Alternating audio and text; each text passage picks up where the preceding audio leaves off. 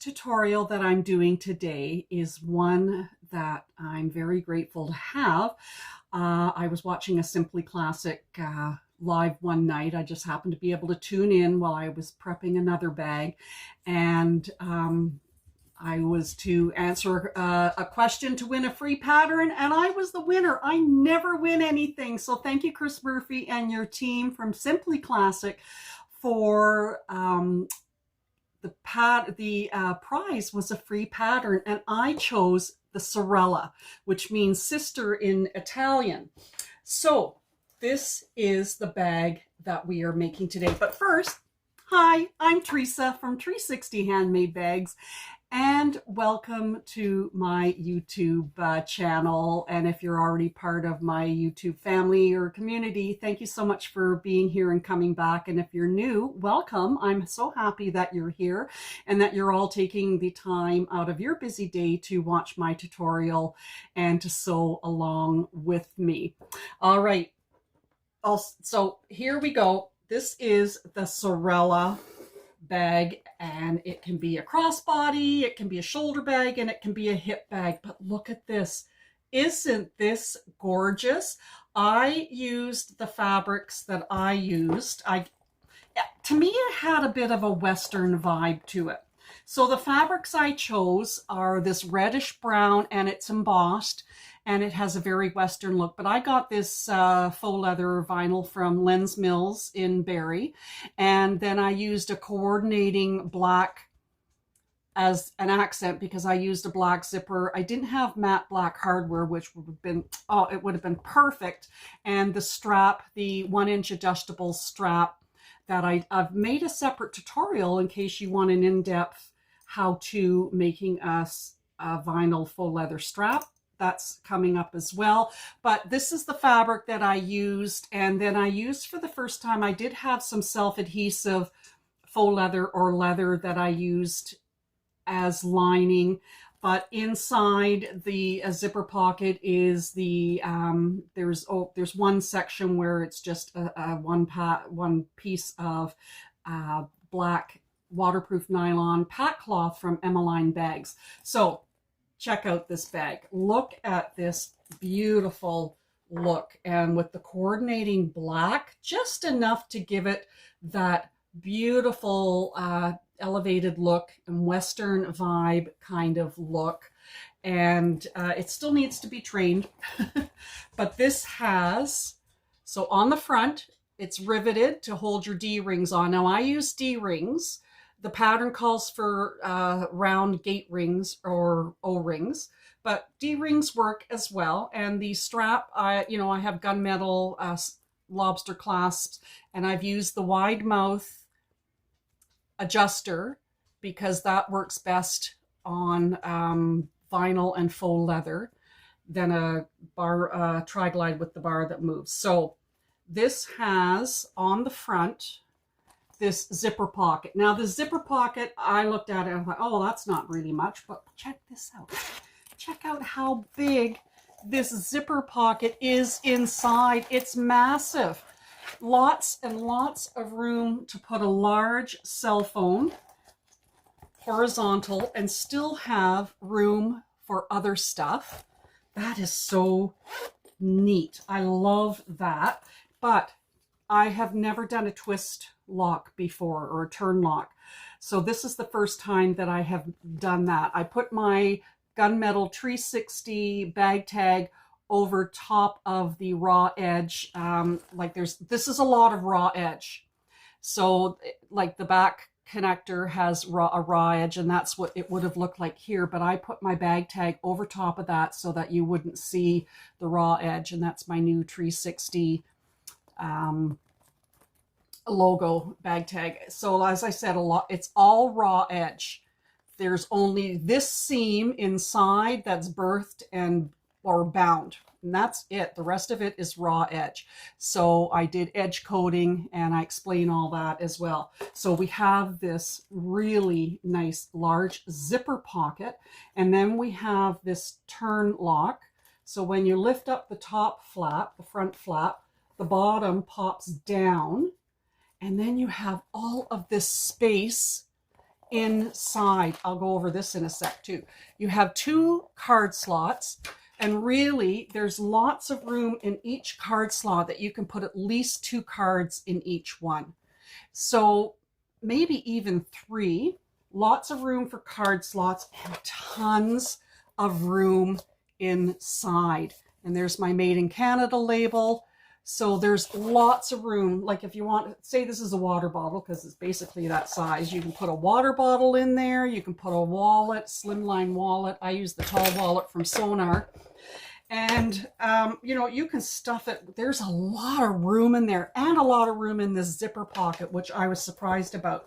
So this is an extra that I made to go with it and to match. So this is the My Mini Tote without the tote handles, and this is from Ellie's pattern. It's from Sawdust and Stitches, so that link will be in the description box, as well as this, the Sorella pattern.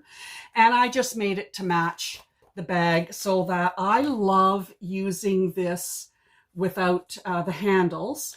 So I made this type of I used this type of a zipper that I could make this kind of a coordinating fabric toggle or pull tab, and there's lots of room inside. So I love using mine in my bags because I carry, you know, I might carry a lipstick and lip balm or antihistamines or medication or whatever, gum, lots of room to put stuff in. I just have Tic Tacs. I have a I have a measuring tape, and I have a lip gloss, but lots of room.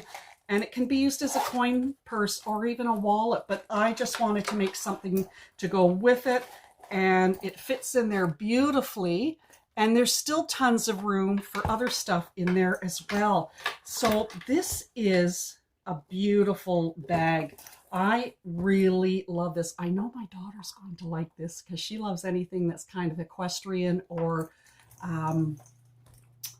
Western looking. So anyhow, figure out what patterns, or not patterns, sorry, figure out what fabrics that you're going to use. If you're going to make it all one color or coordinating, and you know, the sky's the limit. That's, to me, the hardest part, is figuring out what colors and fabrics I'm going to be using.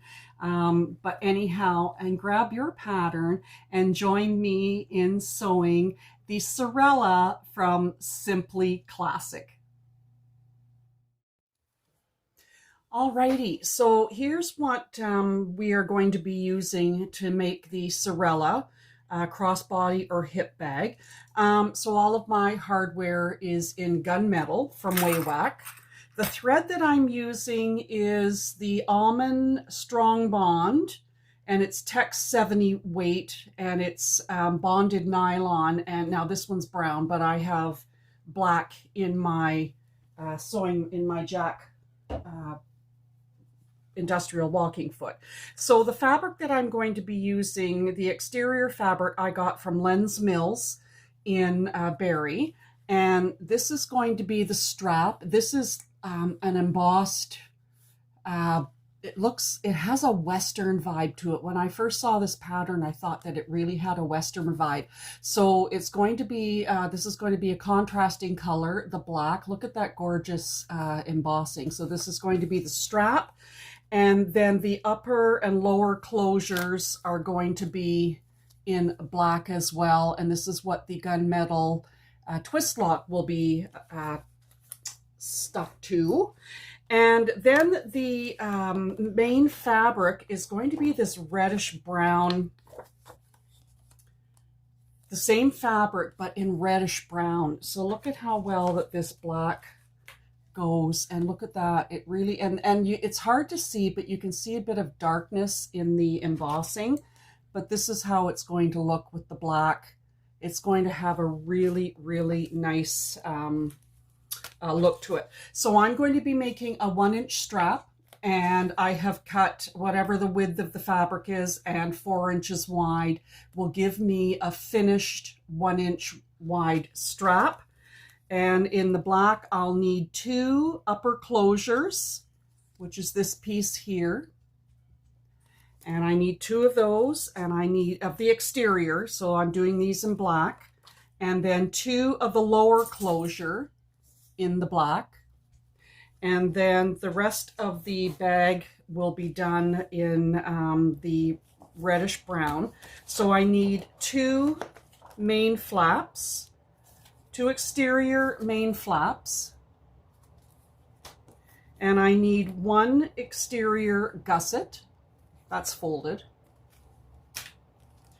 Now for the front main and lining, it says to cut 1 main and cut 1 lining. I have cut 2 because I'm going to be creating a back slip pocket, which is not in the pattern. So the exterior is the brown, and then my lining fabric is the black pack cloth from Emmeline Bags, and it's a 400 denier. And then there's a measurement for a zipper. The zipper that I use is Zipper by the Yard, and this is black teeth on black tape. And this is number 5 zipper tape. And of course, my zipper pulls will be number 5. I get this on Amazon, and you get the zipper pulls with it. So this is on my Amazon store, my 360 recommended list, and it's a Canadian link. So just if you're a US friend, then you will probably be able to click on it, but change to your country, to the US, to get it on there. But my Amazon store, my 360 recommended list is a Canadian link, just so that you're aware of that. But I get all my Zipper by the Yard. I get 10 yards of it, and about, I don't know, 15, 20 zipper pulls, which are really good quality zipper pulls, and I get that all together with this, and it's about 20, maybe $25 Canadian. All right, so number 5, Zipper by the Yard, and then I need 2 main back pieces, and one of them will have a zipper box cutout on it, so that's the main back. And then I need 2, it says to use 2 adhesive lining for the zipper pocket. So I've just cut 2 squares because I'm going to be sticking this onto the back, and then I'll be cutting around it. But this is from Amazon as well. It's leather, it says it's leather, but it's self-adhesive backing, very, very sticky. In fact, my mom bought this for me to repair her lazy boy chair, or her office chair, and it didn't quite work out, so I've got it. It's quite stiff, but it's stiff with the backing on it. But we're going to give this a try for the first time, and I'll try to find a link and add that to my 360 recommended list Amazon store. So you need 2 of the adhesive lining in order to fit this pattern piece, which you're cutting on the fold here. So just beware of that. That's why it's this big. Now, one of the things that I'm going to try to do for all of the bags that I do make is I'm going to be adding one of Ellie's Sawdust and Stitches my mini tote bag. So to coordinate, just to give it, but I'm making it without the handle. So I'm just going to be kind of adding one of those in with each of my bags if I can. And this is going to be, you know, it's going to have the same matching exterior, it'll have the same lining, and it'll have a black zipper. So we're going to be making that as well as an addition to the bag. Alrighty, so let's get started with making our strap, and I'm just going to make a regular strap. Now in the pattern, Chris has from Simply Classic a really nice buckled strap. I'm just going to be making a regular crossbody strap with the 2 D-connectors and the 2 swivel clasps and adjuster. So all I've done is I've, marked down the center, which of course this is 4 inches wide. So the center is 2 inches. And then I've just put double-sided tape on either side. So we're going to fold into the center, leaving a bit of a gap, and fold into the center. And then we're going to fold it in half and top stitch it. So we're going to just work on that. All right, so I'm just going to take the backing off the double-sided tape.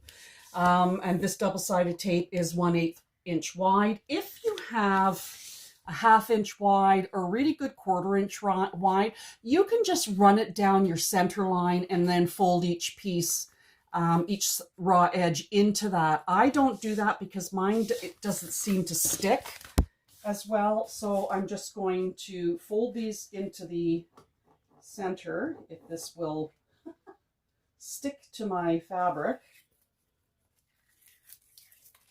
And we're just going to fold it in, making sure I leave a bit of a gap when I do fold the other edge into the center.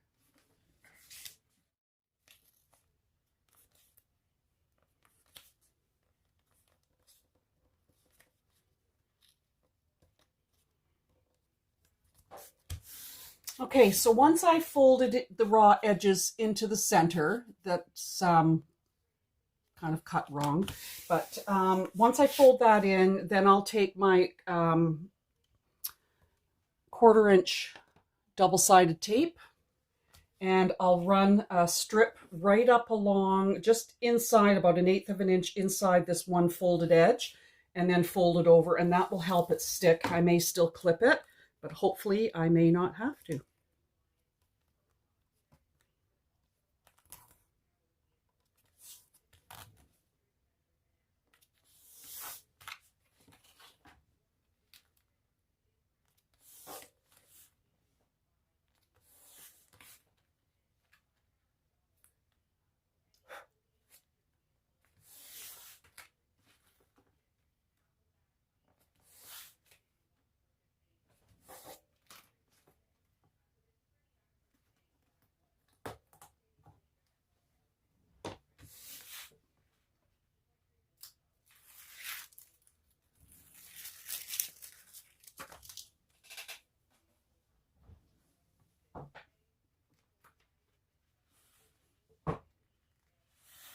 I'm still going to clip.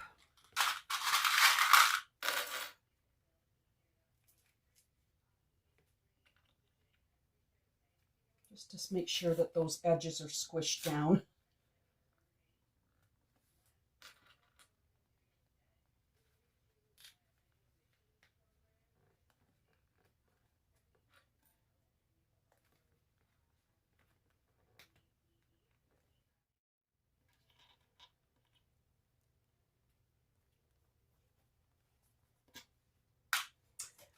All right, so now I have it folded into the center and then folded here so that these folded edges meet.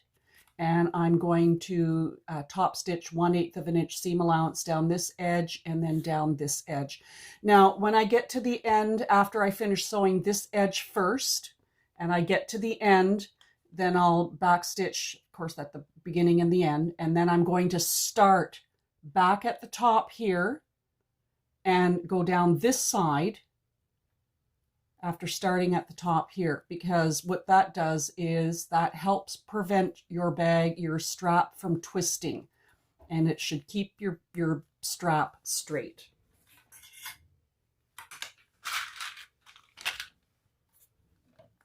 And my stitch length is at a 4 for top stitching.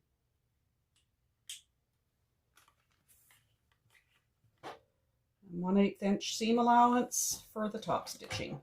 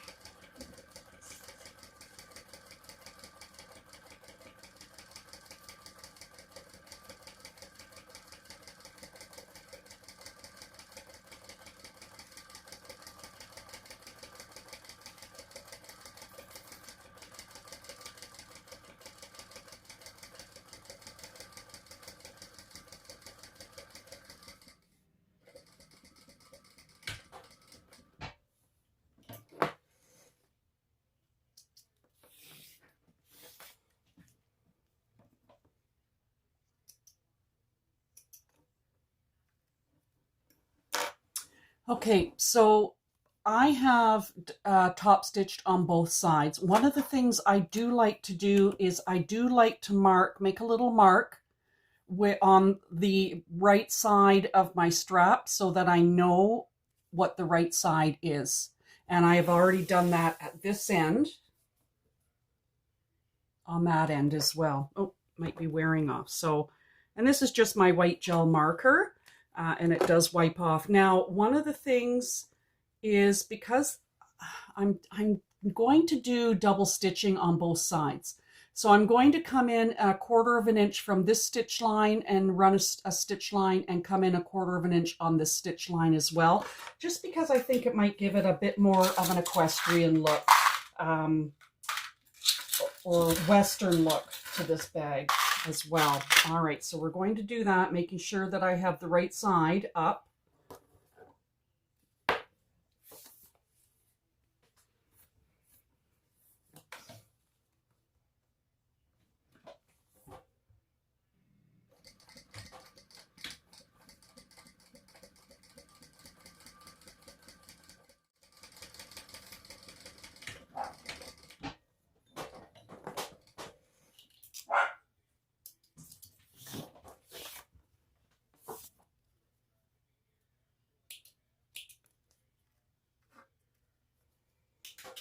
Okay, so this is the right side up. It's hard to see because it's black on black, but you can see the stitching.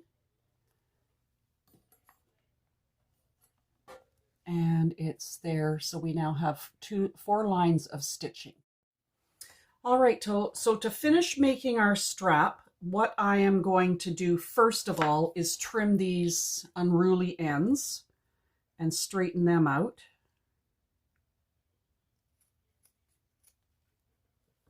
And making sure I take a lighter to the ends. And I'm just going to move my mark down to the side here. You won't see it because I can wash it off, so I've just moved my mark to show me what the right side is. Just melt those thread ends, and then I'll do the same for the other end, just to trim that straight.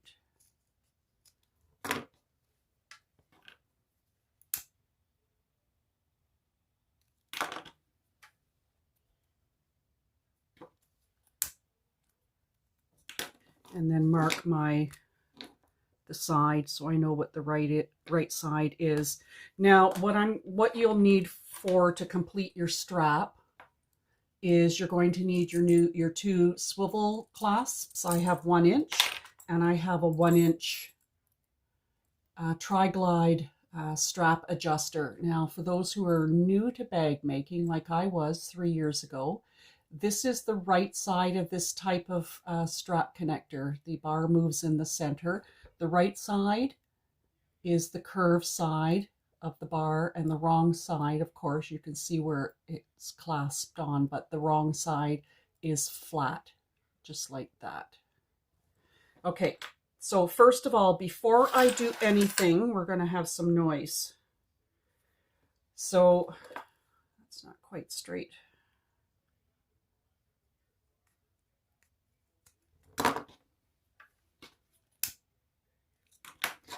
So I have these tools, and they are on my Amazon 360 recommended list, Canadian link. And what this is going to do is I'm going to put it over top of my strap end, the raw edge, like this, and it's going to create a curve on the end of each one. And I'm going to do both ends. It's going to be loud.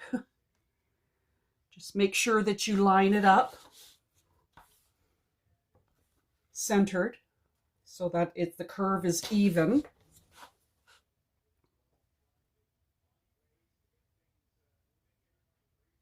It's a little wider than the actual strap. There we go. That's one end. Okay, so see how nice it makes that end, and then I'll do it for the other side.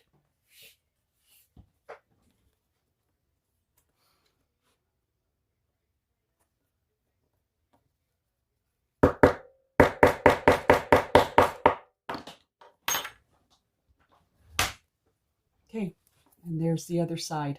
All right, put that aside for now, and the hammer.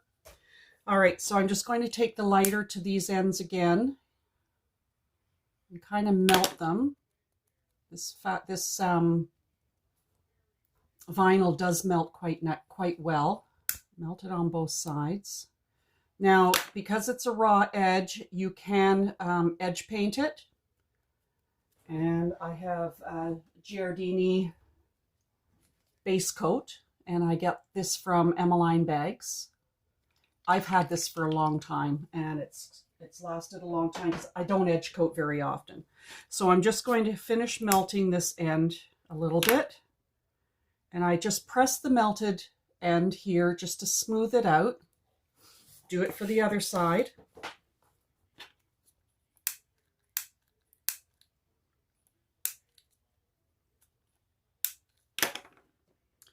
Sometimes the lighter wants to work and sometimes it doesn't. Okay, just melt them both top and bottom, and I squish it together and then just kind of smooth it around here.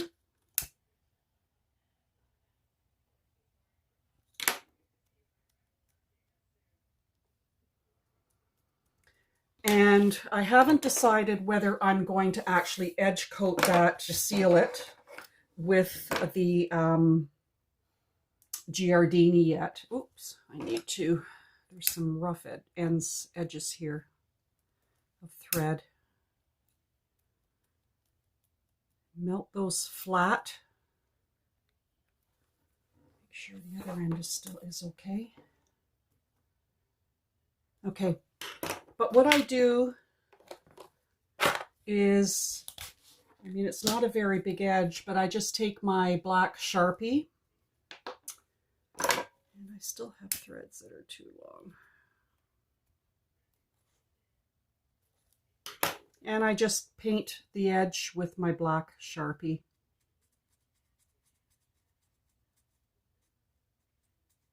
This is easy.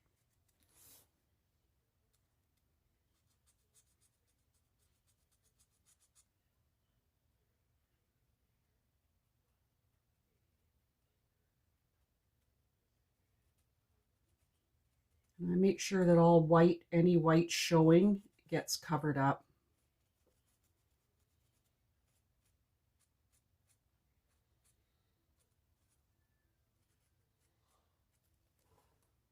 Just like that, and then do the same for the other end.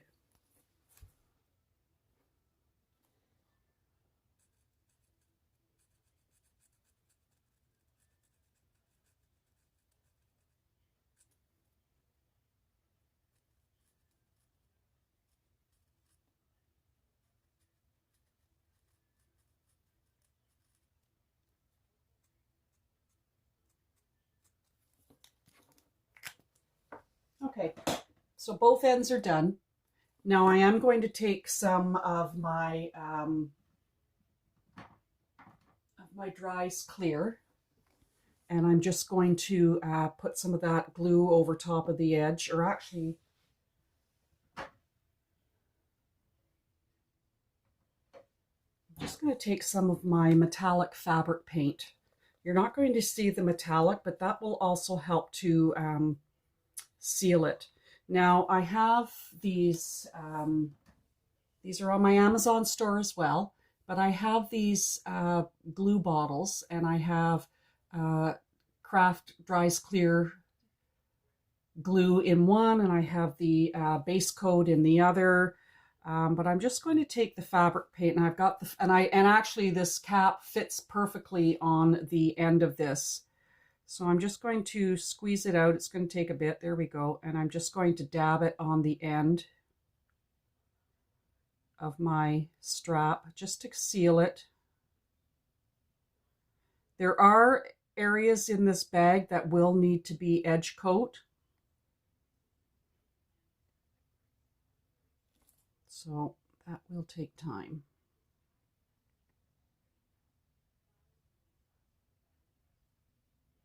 This is really nice, this needlepoint applicator. It's really nice. You can get into some the nooks and crannies if it's if there's like little openings that you don't want to see, and this really works quite well.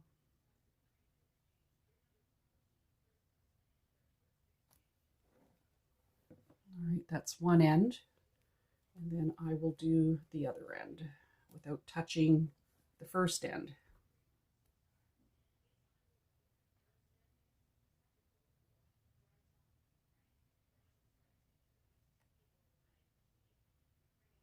It says the paint is metallic, but it really is, you know, you really can't notice that.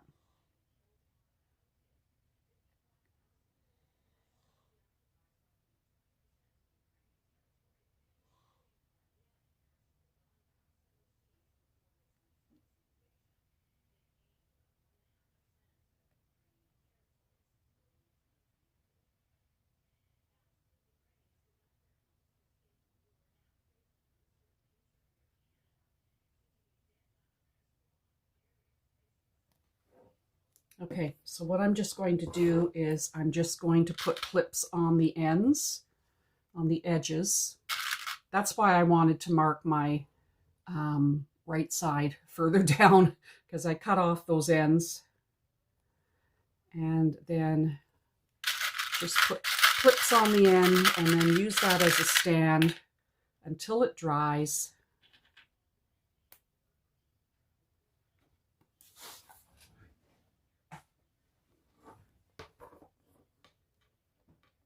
And it doesn't fall over.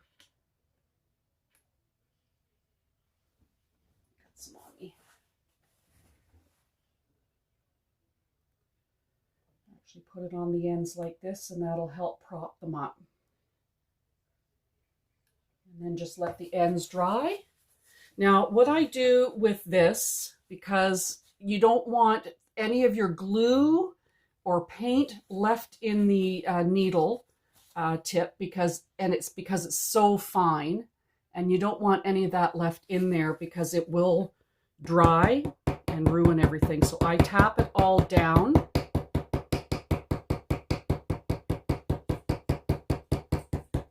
And then I blow into here until I can feel the resistance in here.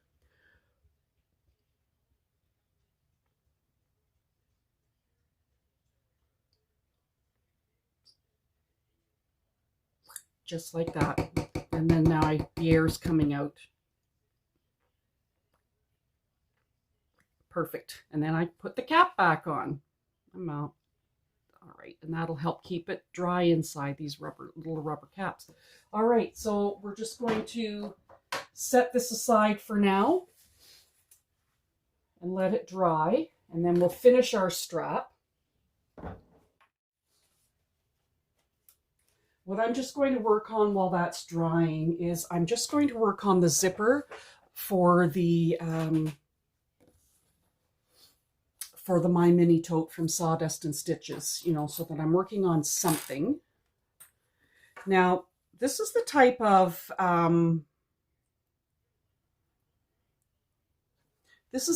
zipper pull that I'm going to be using, because what I'm going to do is I'm going to fold. I've marked this down. It's about 3/4 of an inch wide, and I've marked the center and double-sided tape on either side. So I'm going to fold each raw edge to the line, and then I'm going to top stitch this, and it's going to create the little toggle strap for this this type of a zipper pull. This is also the type of zipper pull that I use to clip my tassels on when I make them. It's probably not the right kind, but it's what I had found at the time on WayWack. So, and then this is going to be the zipper end of our bag, or our for the zipper. So right now we want to I'm just going to make this if I can get it off. And I'll just be stitching 1/8 of an inch seam allowance down either side on this. Just fold that into the center. It's going to be very narrow. Fold the other edge into the center. Excuse me.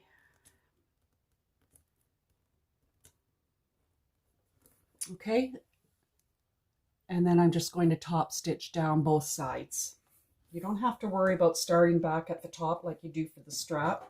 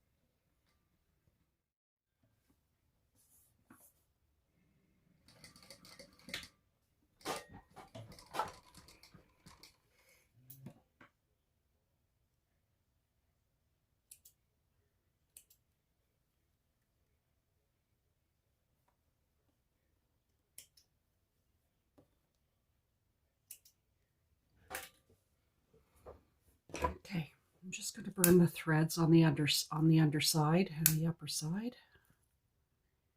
Okay, so I've just top stitched on either side, and what I want to do is I just want to trim these ends kind of off on a corner.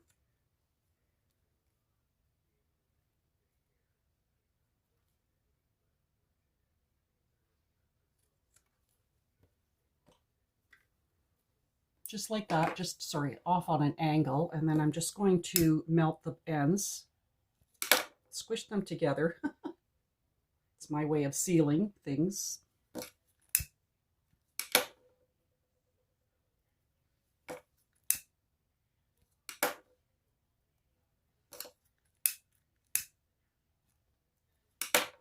Okay, and then I'm just going to take this end and feed it right side up onto this zipper pull.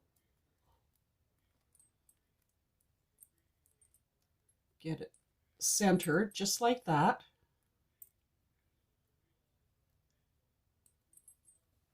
So it's like that, and you have a bit of a toggle, and now I'm just going to clip it together, and we're going to put a rivet in it, just in here, just to seal it. I'll just mark my hole where I want the rivet.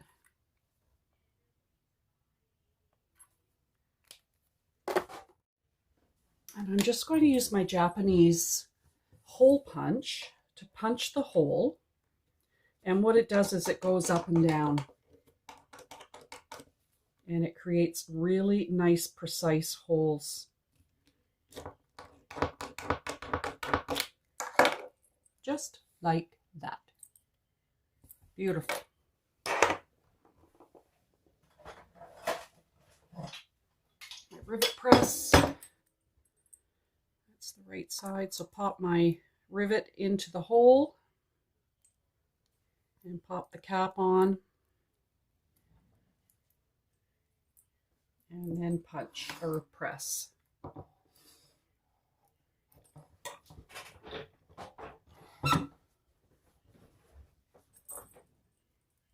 Okay,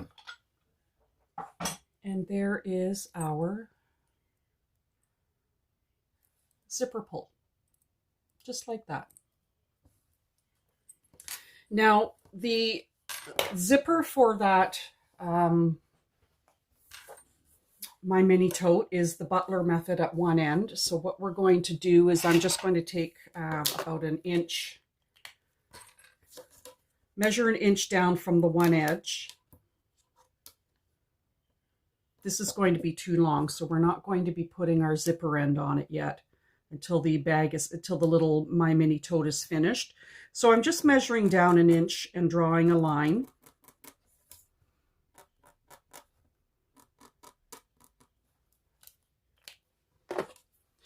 And the butler method that I'm going to be using, so there's my line.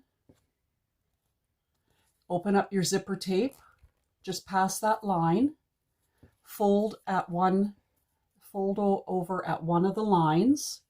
Because mine's white, I don't want to see it in the on the right side when I sew the zipper in, but fold it. I like to make a really good crease. Make sure your two edges are lined up. And then when you hold this corner on the wrong side, that this little edge will pop up. And then what you do is you fold on the right side, you fold that fold right under the teeth and pin it. My pins have disappeared.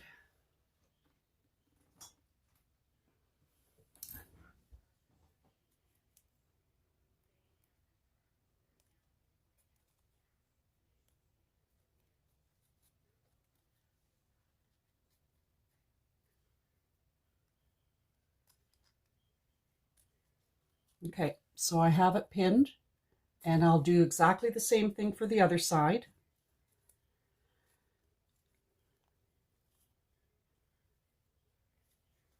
Fold it, make sure that your edges are in line and you have a nice crease here, because that helps the back pop up. So you hold it by the corner, this back end pops up, fold that, put that fold directly under your zipper teeth. And of course I'll be able to see it better doing it this way.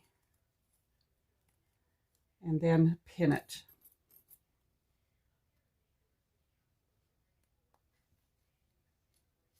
Okay, so this is what you have so far. Get the pin to hold it a little better. Okay, so you have the folded edge right under your teeth. Now there's two methods that you can use for the butler method. You can take this and stitch right alongside this this edge here, so that when you have the right, so that you won't see it in your stitch line. And then you can, or you can trim off this side and use a lighter to melt the zipper tape and squish it together. So I'll show you both methods. I'll sew down one side. Hopefully you'll be able to see it because it's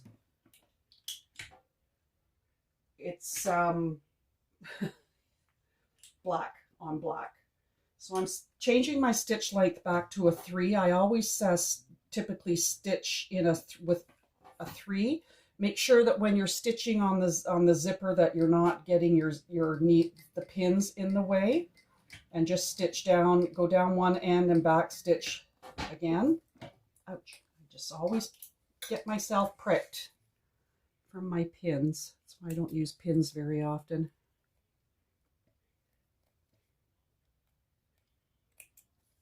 Trim off your threads. Take the pin out. So there is the one side, and you can just see the stitching, and that holds it. So now this one, I'm going to trim this excess off right at that edge. And I have to hold it, so stitching might be easier, but I'm going to just show you the both ways. You choose which one you like. So trim off your zipper tape, and then take if you need tweezers to hold it, use tweezers, but I'm just going to take this and just take the lighter to it and just melt it and squish it. Take the pin out now because it's got some bit of a melting to it. Make sure everything stays folded, and I'm just going to light it from behind and melt it and squish it.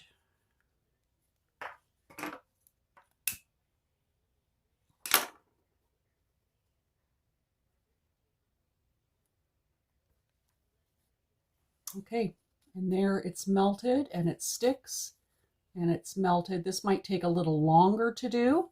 Now what we do with this excess is we trim this off, and then we take the lighter to it as well and melt it so that the raw edge doesn't fray. Just the same, and they'll almost look the same.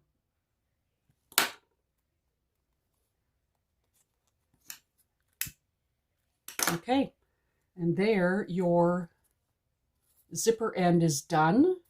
Now we can now put our zipper pull on.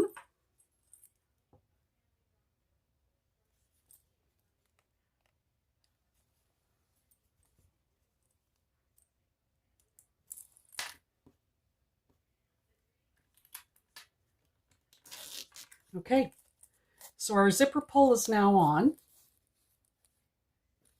just like that. And what I'm just going to do is I'm just going to quickly take a lighter to the end of this and just fold it in and keep a clip on it, just so that for some reason the zipper pull doesn't come off. So now our zipper is completed, almost completed, for the My Mini Tote zipper. And I'm just going to clip this zipper end on, because eventually we'll be putting that on this end of the zipper when we trim it. All right, so now I have the edge coating completed, and it is dry on the ends of my strap. I did one coat of the black magic Sharpie, permanent Sharpie. Then I did one coat, this is probably overkill, but I did one coat of the black fabric paint, 2 coats of the Giardini base coat, and 1 coat again of the black. So when I do edge coating on the other pieces that are going to need it, I'm just going to do the black Sharpie to make sure that all white edges are covered. Then I'm going to do the 2 coats of the Giardini base coat, and then 1 coat of the black paint over the top. So to finish our strap, I've already marked previously my right side up. This will wipe off with water. So right side of your strap up. The rest of it, I do it from the left to right. So this is the wide mouth strap adjuster that I'm going to be using, and I get these from Waywack. So take the right side up of your strap, feed it from underneath through the first hole, over top of the bar, and then over this side to the other side. So then we're going to create a fold, and I am going to just clip these into place. My clip will fit. Make sure that your edges are straight, and I'm just going to use my gel marker, and I'm going to mark a rivet hole, just kind of in the center. See if that can move down a bit more, about 1 inch. And I'm going to put 1 rivet. And I just eyeball where I'm going to put the rivet hole. And I'm going to use my Japanese rivet press. I'm going to have to do it this way so I can hang the connector over top. Okay, and I'm just going to use my Japanese rivet press and make a hole, holding this all steady and making sure that it goes through all layers. And it did. Okay, so now this is the right side. I'm going to pop the post of my rivet into the hole. And then I'm going to put the cap on the underside, making sure that all of the fabric is pushed down past that post, and that everything is pushed down and out of the way of the post. And then I'm going to press the rivet into place. Good. Okay. So now we have our strap connector on, or our strap and our strap connector on. So with right side still up, then take your strap, flip it over to the right side on this end, and there's the mark that I made, and then take one of your swivel clasps, feed that on, and the lobster clasp will be facing up. And feed that on all the way to the other end where your strap connector or your strap adjuster is. And then take this strap end, go up through this hole, from the left to the right, over the bar, over the center, and down through this way. Now, I find that these strap adjusters work best when you have thick vinyl, you know, when you've have several layers of vinyl, and they move better. Whereas the other ones, that the Tri-Glide that has the movable bar, there's not enough room. So these wide mouth strap adjusters are nice, and they're really nice looking. Okay, so there we have that one swivel clasp on this end. And then what we're going to do is right side up, we're going to take this swivel clasp with the lobster clasp up and feed that through, and then fold it over on this side about 1 inch. You have to make sure that you have room for your rivet press to be able to get in there and make your hole, or to press your rivets into place. Can't talk today. All right, so I can pretty much gauge the center. I'm just going to put 1 rivet on this as well, and I'm just going to put this in the center. Make sure that if you do have stitching here, that you're not putting your hole into your stitching.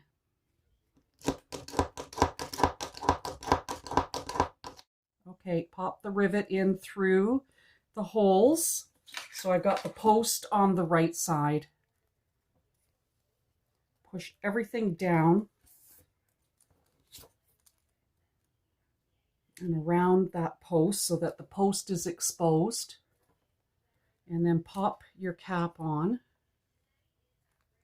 until you kind of hear a click or you feel it go on, and then we'll press it.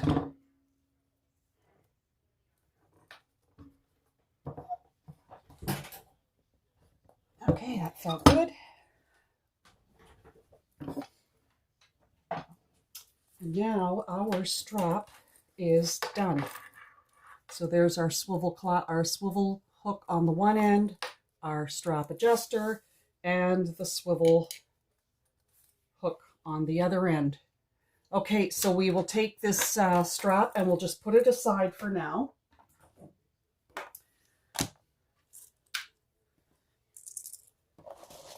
Okay, just leave those there. Now, what we're going to do is we're going to start working on the front flap and the connectors, the lower closure and the upper closure, and the flap. So you're going to need your twist lock. So this is the first time that I'm going to be installing a twist lock. I've never done it before, but it looks like it'd be fairly similar to the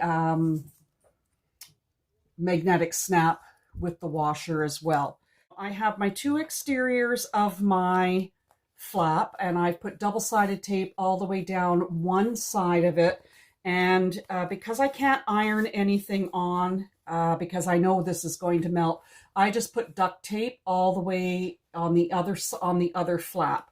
So what we're going to do is on this piece, the flap, and then on the upper closure, it's this, I've put double-sided tape on the one piece as well, and then I put duct tape all the way up the center, and then I also marked my cutout for the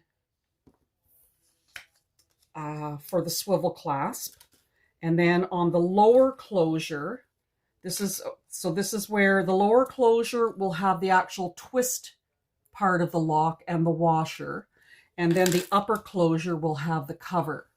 So on the lower closure, I did the same. I put, I didn't put double-sided tape, but I'll put double-sided tape on this side after I install the twist lock, and it'll be on, I've already got my marks made for the washer. So I'm going to do that now. I'm going to put the double-sided tape on. Thought I had done all this.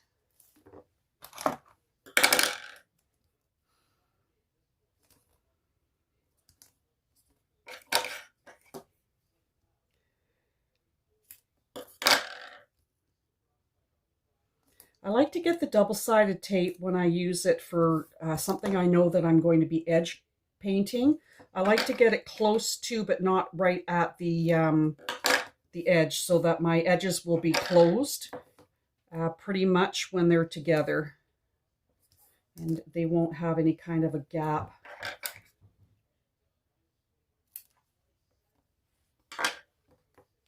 Okay, so we're just going to put these two pieces aside right now. Put these guys aside. All right, so what we're going to do first is we're going to put our pieces together. So we're going to take the double-sided tape off the flap. And even though I didn't cut it according to the pattern and just cut rough rectangles and then trace the pattern over top, I'm pretty confident I can line this up as best as I can, and then I will trim it if I need to. But these have to be edge coated. Okay, so now I'm just going to line up. Make sure I know which is which. And I'm just going to line up the bottom curves. And then line up the sides. Line up the bottom curves and then the bottom.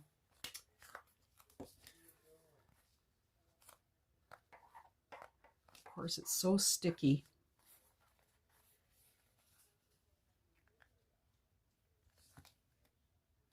I apologize if I get my head in the way.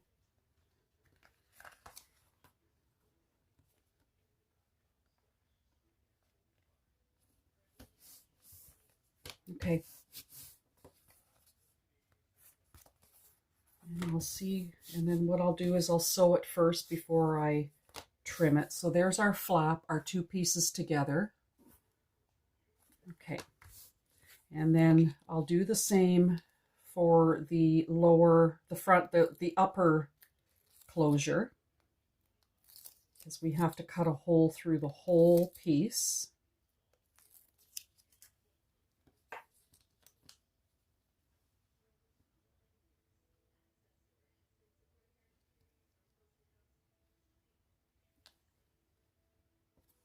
Beautiful.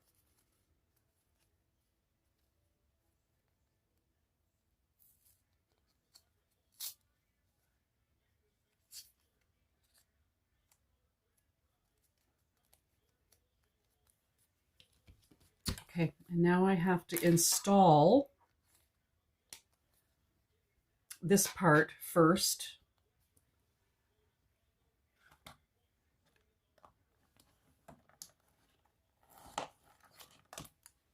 And I'll just cut the holes for my prongs.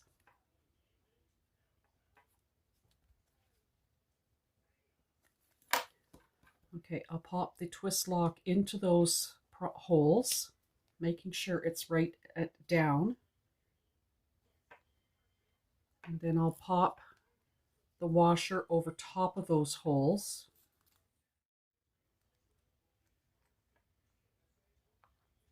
They don't quite line up. Okay, so I just want to make sure that this is straight on the right side.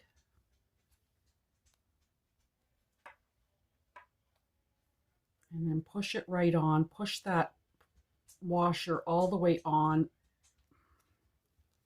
And then push the prongs into the center. We don't want them anywhere near a stitch line. Okay. And then I'm just going to take my hammer and I'm just going to bang that, if I can, bang it as flat as I can.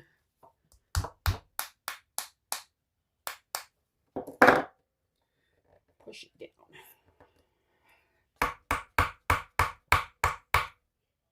There we go. And then I will take a piece of duct tape and put that over top of the washer and the prongs. So there we have it on the front side. And then when I lock it, the twist lock will go vertical, and when it's open, it'll be horizontal. Okay, so we'll just take this across the bottom,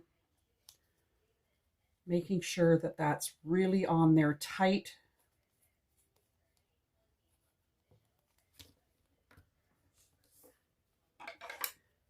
trim off any tape that's sticking out.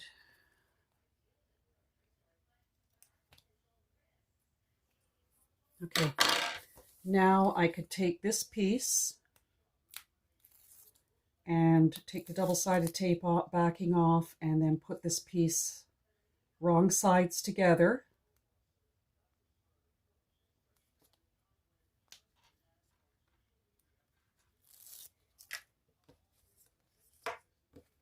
It's sticky.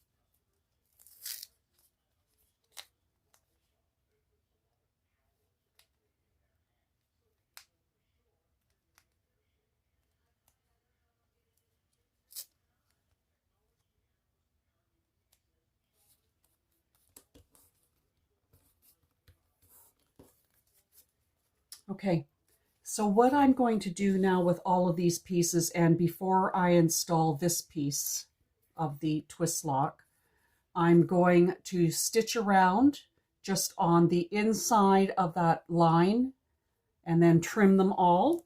And I'll be stitching at 1/8 of an inch seam allowance. And my stitch length is at a 3, and I've changed my foot out to a narrower foot.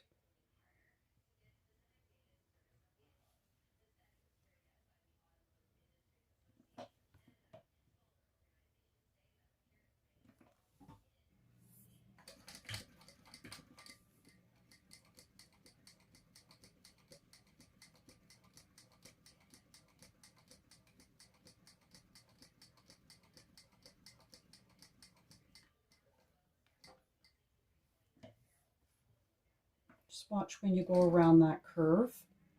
You follow the curve slowly.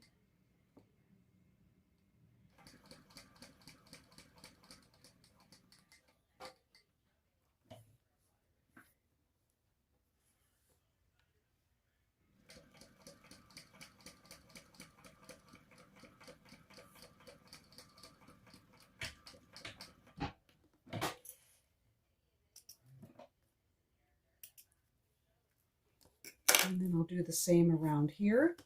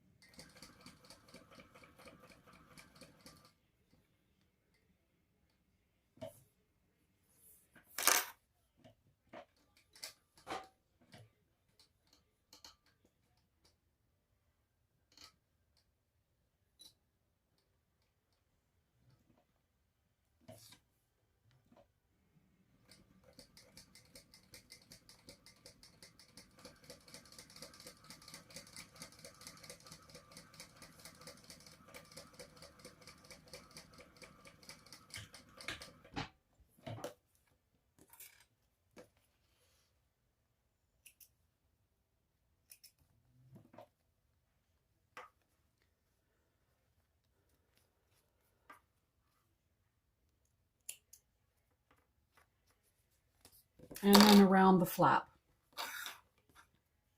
Of course, you'll be able to see the stitching around the flap because it is black stitching, and I just want to make sure I know what my right side is, which is the side with all the flowers on.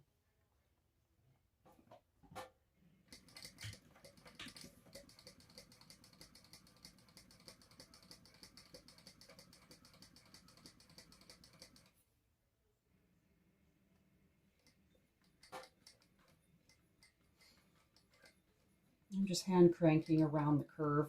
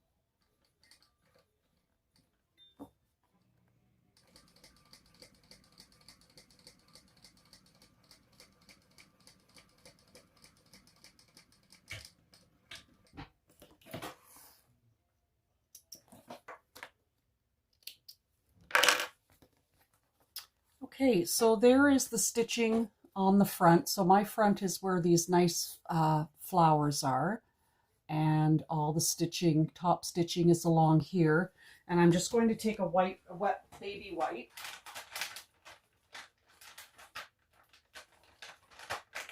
And just wipe off all of this white gel marking so I can actually see where my stitches are and any uneven edges.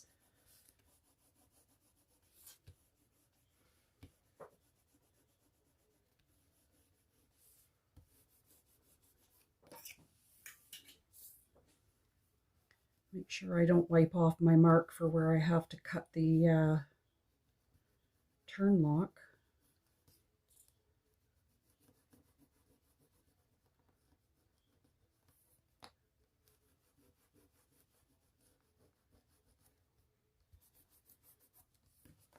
Should do the other side too.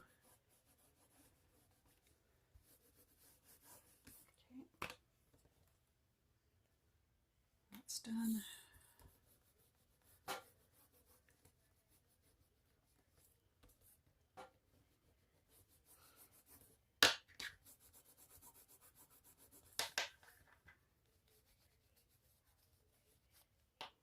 Okay, so I'm just going to take my really good Fiskars Spring Assist. These are really, really good, and they have a nice sharp point. And I'm just going to take these, and I'm just going to trim off any extras that I see. Just want to melt those thread ends.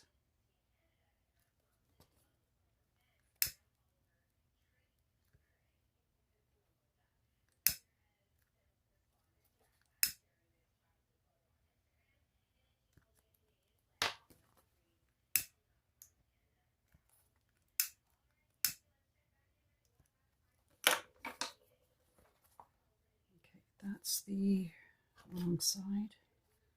This is the right side. So I'm not going to trim too much because I already have this cut to shape.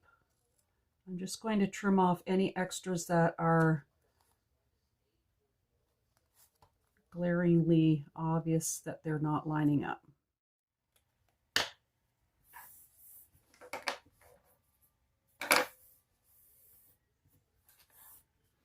Okay, so I have now come to the point where I have getting stuck with all these pieces. I've trimmed up all of my pieces, and before I install the front portion of the twist lock, the cover, I am going to edge coat all of this, and then I will see you back. And at first I just want to take a lighter to the ends of the edges of all of these, just to burn off any rough edges. If you feel that your vinyl, faux leather, whatever is rough on these edges, take some fine sandpaper and sandpaper these edges down to smooth them out first, and then do your edge painting. And then also, if you need to, sand in between each layer of your edge painting, edge coating. This vinyl's pretty thin. I don't need to. I can see that it's sealing up quite nice. All right, and I will be back after I have all these edge coated and they are dry. All right, I'll see you soon.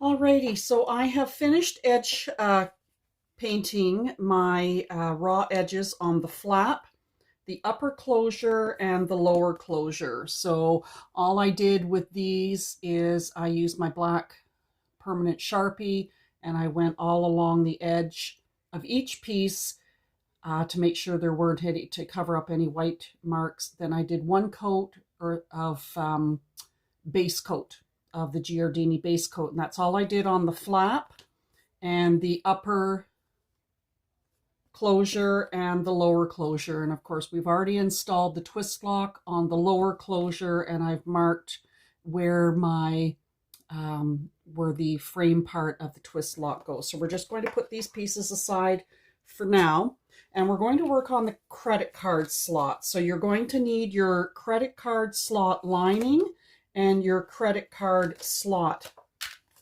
pattern pieces. So what we have to do is flip the main credit cards over, and this is the peel and stick leather, which is basically upholstery repair. This is what I'm using, and it does have a fold, but the fold will come out. And then you line up, center this piece along the back, but center it from short edge to short edge, and then line it up on the bottom, slightly up from the bottom. Use this edge because you're going to need to fold that top edge over, and this creates the lining inside. Not quite straight.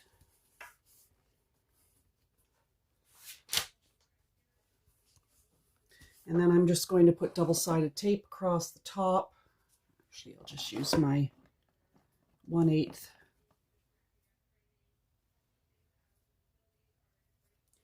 I'll just put it across the top edge, top raw edge of the exterior of the card slots.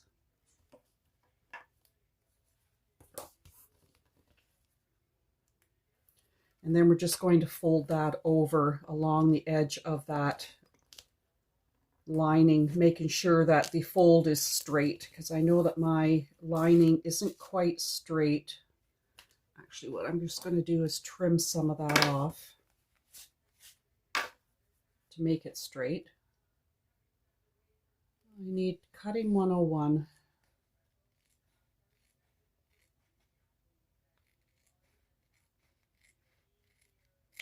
There, that should be a little better.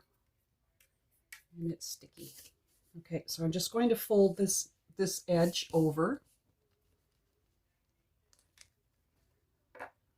And this will create the lining. So what I'm just going to do now is I'm just going to top stitch across the top of this.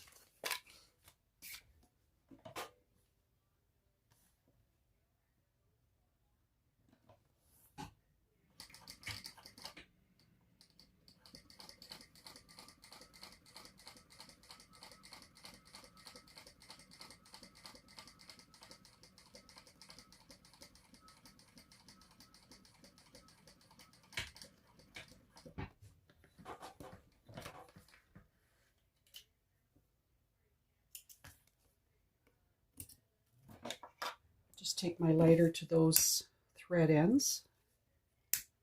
And then I'm just going to trim off. I have a little bit of overhang on the edges here. Just trim that little bit off. Like I said, I need cutting 101. Okay. All right, so there is our front part of the credit card slot, and there is the back.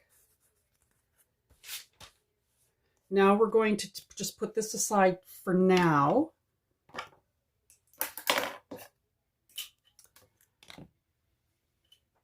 And we're going to take the gusset, the main gusset, and your lining, which is the peel and stick upholstery. And then we're just going to flip this over wrong side up, and the same thing, we're going to put this on top, center it on top. The ends, there is a mark on the a measurement on the pattern of how far away there should be on each end, the short ends. So center your lining up along that to make sure those marks are showing, or that excess. Okay, I'm just going to peel away one end.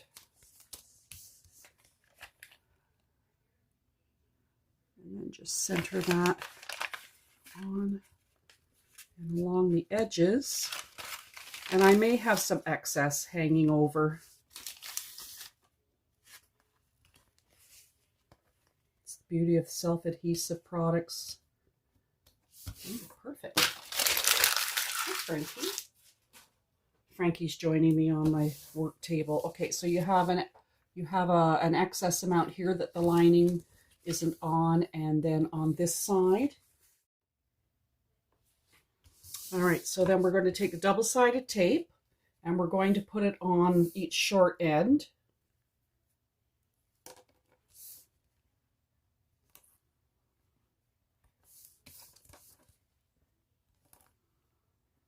And I'm just going to make sure that I have the right measurement.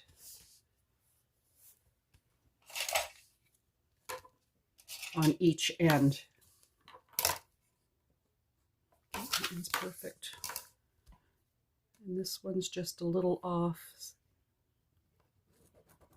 I'll just draw a line to make sure it's straight. Okay, so then we're just going to take the double-sided tape and we're just going to take the backing off and then fold over on that line.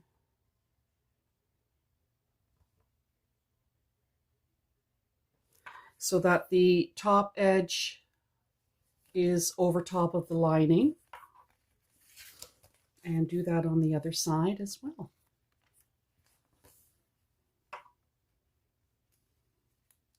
In theory, just like on this end, if everything is measured and cut properly, then this fold over will be the right measurement, and it'll fold over perfectly on both ends. And then what we're going to do is we're just, oops, that's coming off. So we're just going to top stitch each of these ends.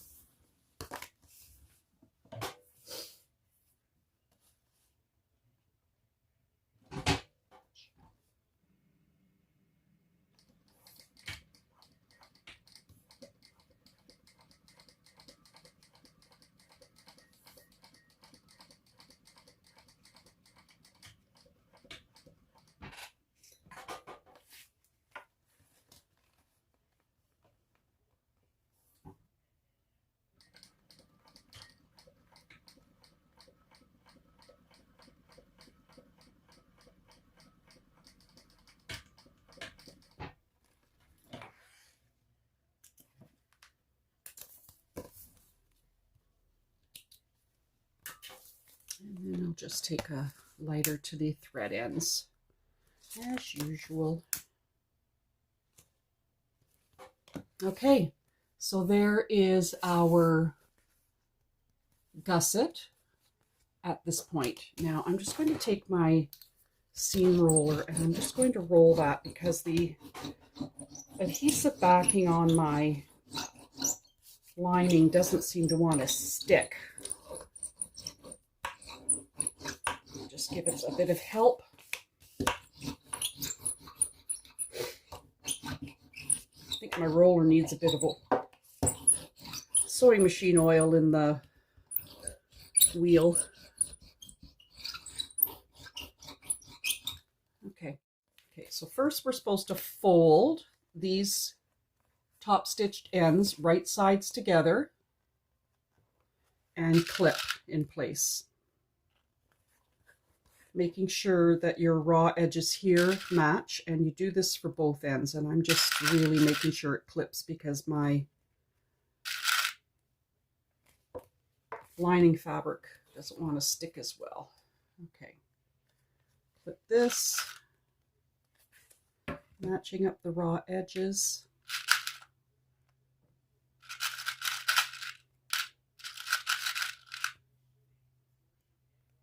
Okay, and then on each end there's a measurement to measure down and make a mark just on the fold.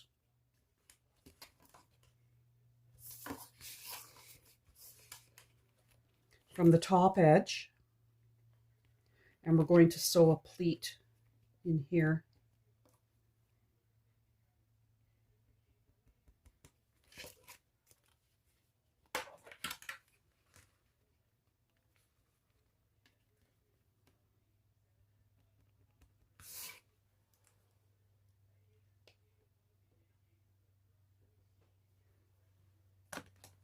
Okay, so I'm going to start. I'm just going to be sewing probably just 1/8 of an inch from the top edge and sewing a pleat so that it ends right at this mark on both sides. And taper it down to that center.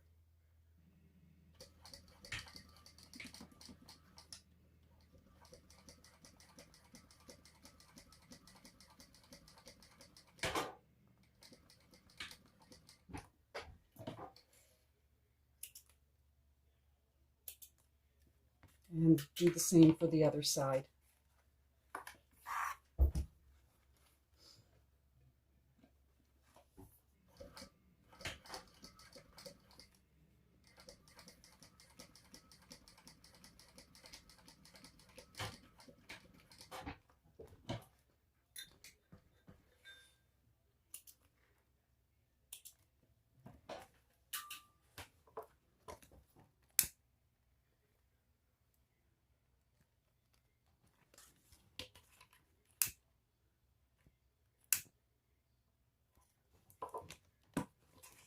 All right, take the clips out and let's see what we have.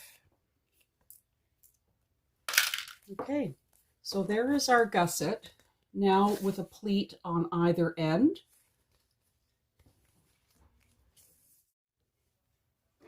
Okay, so we're finished with our making our gusset at this point, and we're just going to put that aside. So now you're going to need your zipper pocket adhesive lining, which is a rough cut. And there you have 2 of them, and then you have 2 of the back pieces that looks like this. One will be left like this, and one you'll have your zipper cut out.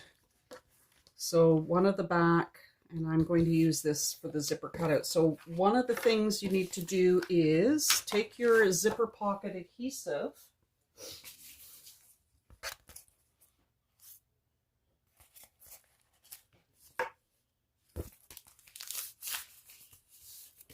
and trace the pattern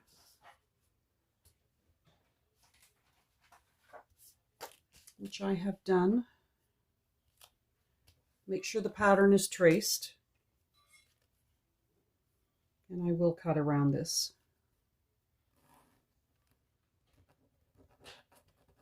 And do that for both of these lining pieces.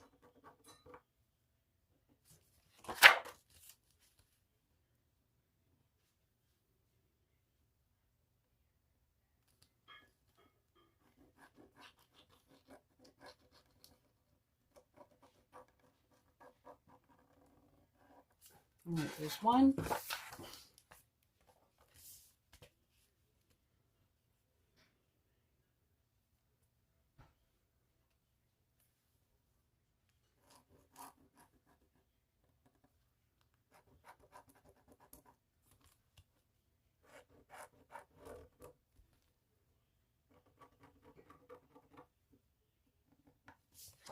And because it's cut on the fold, I flip it.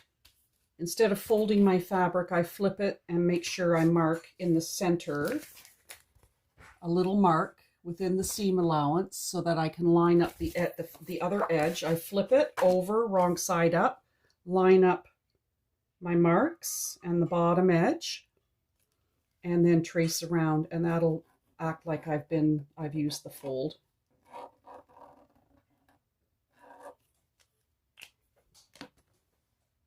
And then just cut around those pieces.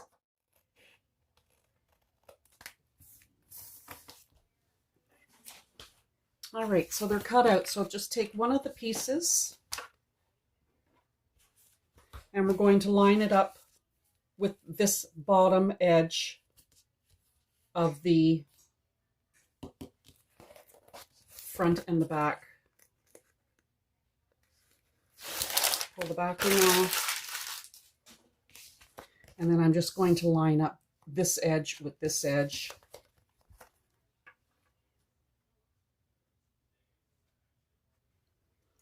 And then, of course, if it winds up showing from the other side, then we can just trim it.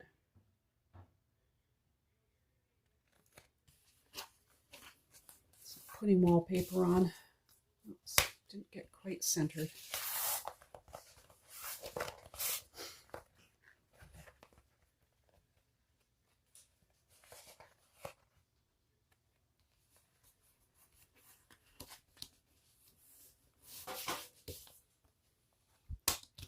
All right, that's one, and then the other one.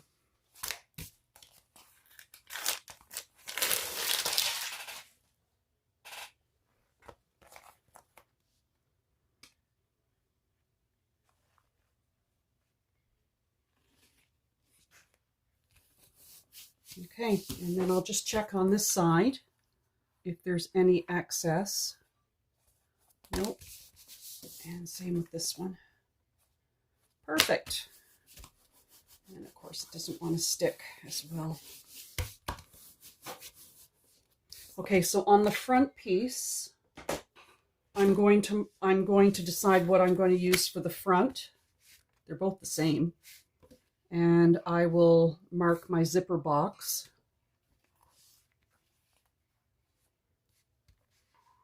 Yeah, they're both the same. Okay, so I'm just going to take this, flip it on, making sure that it's centered.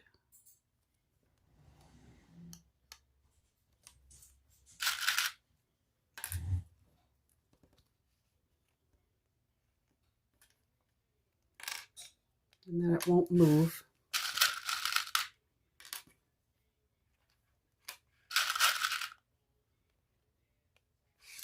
And then I'm just going to trace the zipper box.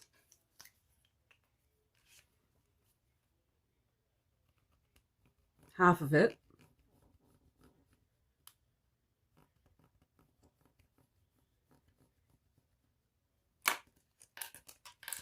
And then flip it wrong side up, the pattern piece, to this side and clip it on as well.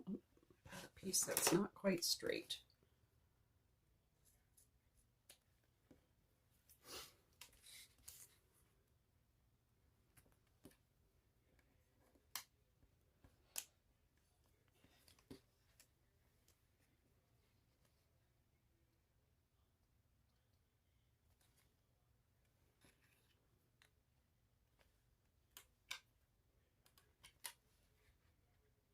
Okay, and then I'll trace and match up this end as well.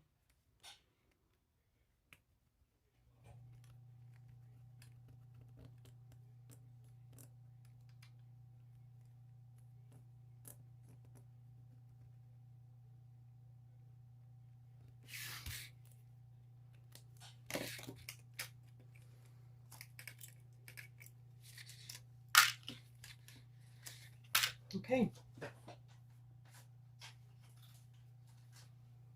All right, so that's going to be the back, and this is going to be the front. And I have my zipper box marked on here. All right, so what I'm going to do is I'm going to cut out this box. Just fold this in half to make a little slit.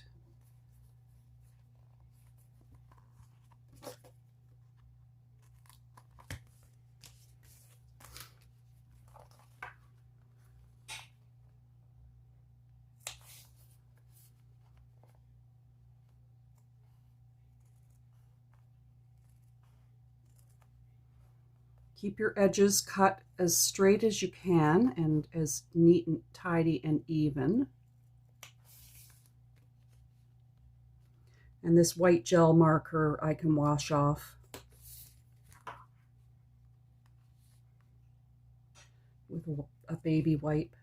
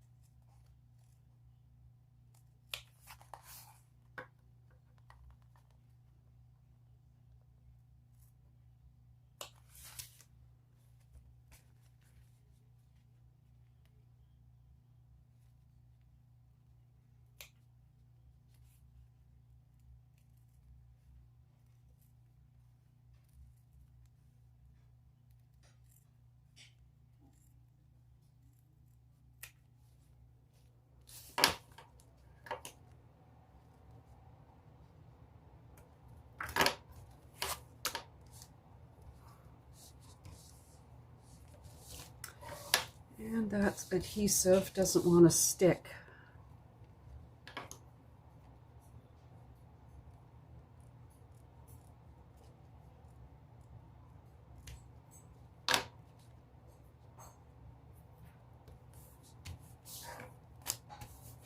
Okay, so there is our zipper box all cut out.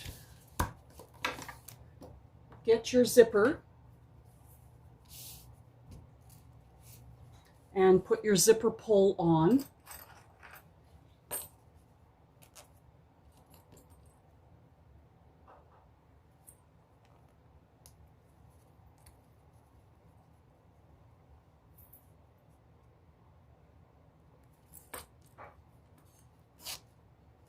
And then we're going to put double-sided tape along the top edge and the bottom edge of the zipper tape.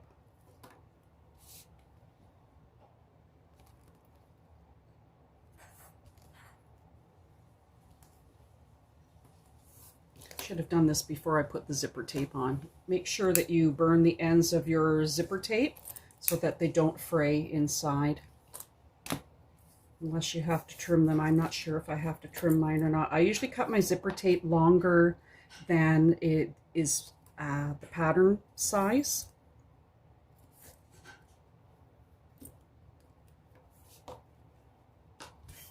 All right, and then take the backing off your zipper, your double-sided tape. I'm going to have my zipper pulling and closing to the left.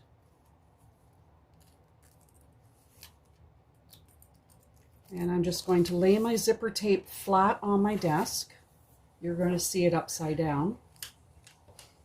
And then I'm just going to take this piece, making sure that that lining stays. Got a little bit of a overhang here. It's not straight. Okay. Try not to touch the double-sided tape because then everything sticks.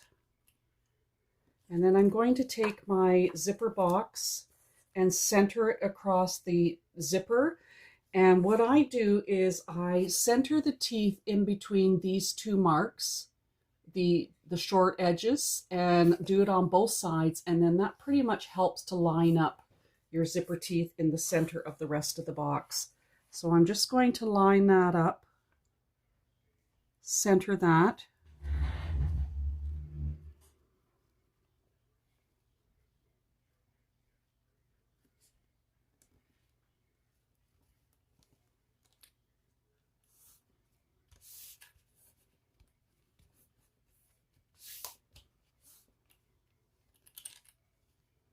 Okay. Just like that. Okay, and on the underside of the closure, upper closure, I'm just going to put some double-sided tape.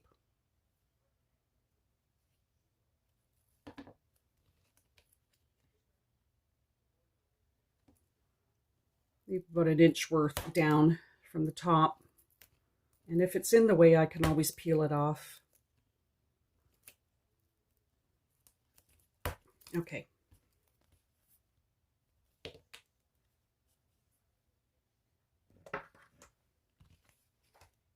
Nothing fancy. On the right side, the top side of the flap that you're going to be seeing, there's a mark in the pattern to mark up from the bottom, or no, sorry, down from the top of the flap.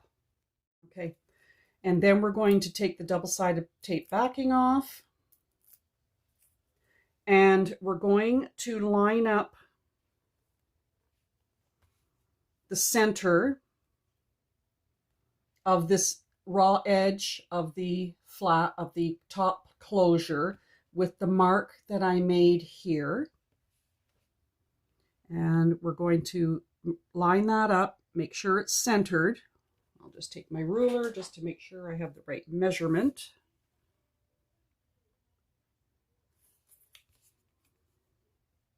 Yep. And that this is straight and in line with the top here. All right, so what we're going to do is then we're going to stitch across the top, come down the side where I have already stitched, and right where the top stitching on the bottom edge of your flap is, then go across to the other side and then go back up here. So what we're doing is we're making a box.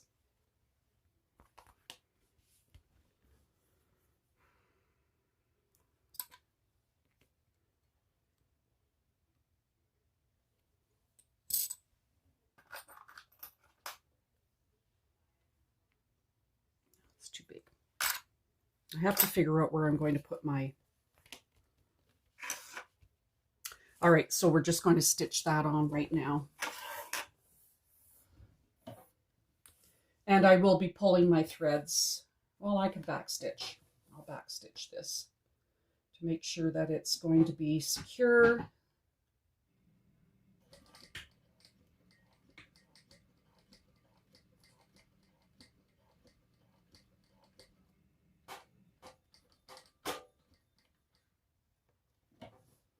I'm going down the sides now over top of the stitching already there till I get to the stitch line on the flap and across, hopefully catching the flap.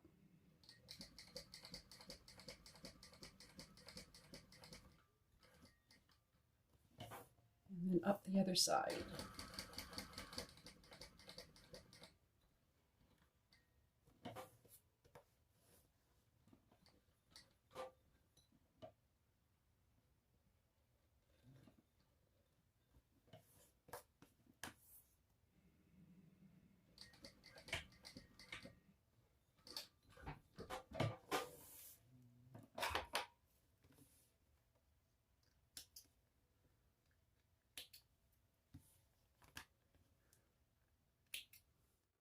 So there we have our upper flap on.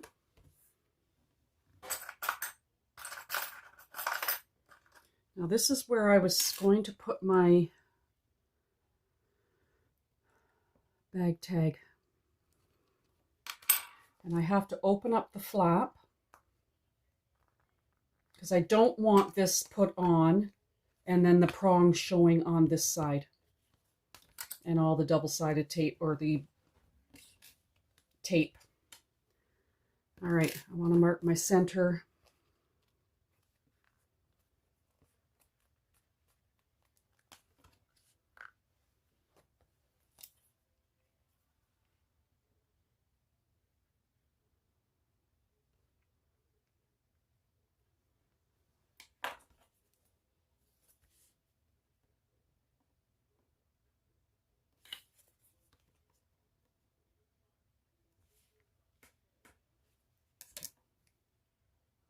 And I don't mind if that even winds up overlapping the top edge of the flap to cover that raw edge.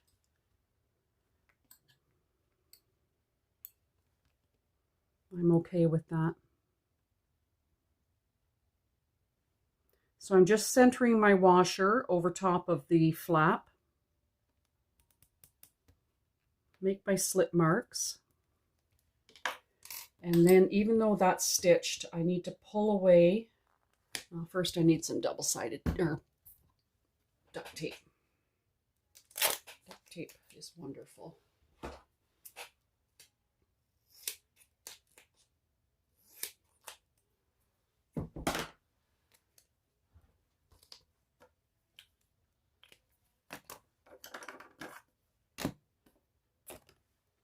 Okay, so I'm just going to peel back the 2 pieces of the flap. Lots of double-sided tape on there. And I'm just peeling that back and opening it up to this where I've stitched it. Okay, so I can get as far back in as that. And I'm going to put some some duct tape on this part of the flap. Pull that back as far as I can, and I'll center the duct tape inside. And it's sticking to all the double-sided tape in there. Yikes. Holy moly. That's sticky.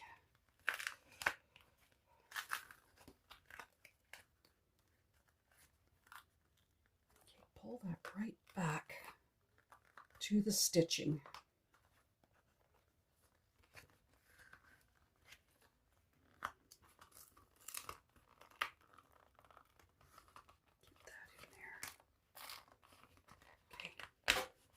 All right, and then I'm going to keep them separate, get my seam ripper, and then cut the slits.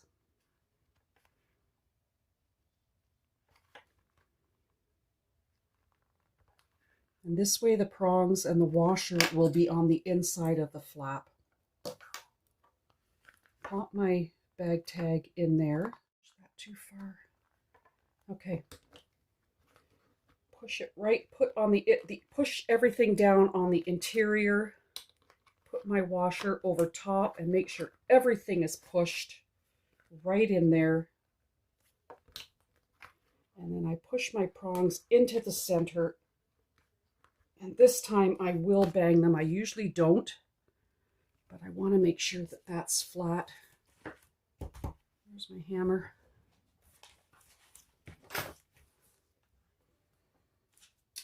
Just take some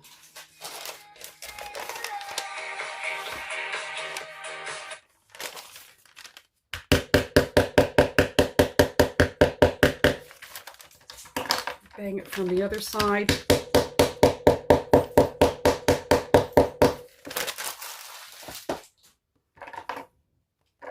Oh, that looks good. That's perfect. It's exactly what I wanted. And then I'll go to the inside and cover the prongs and the washer with duct tape on the inside, and then put tape back over top of all of that so it seals up. Pull it back as far as I can, slide that in there.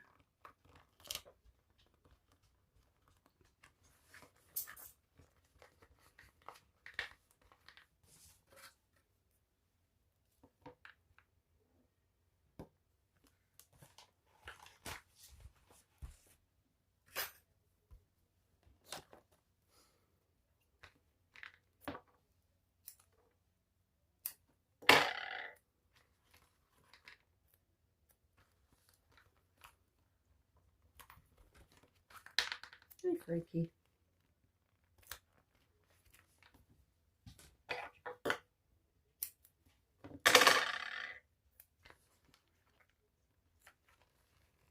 All right, now we can seal this back up. I'll just take the backing off the double-sided tape I just put in here.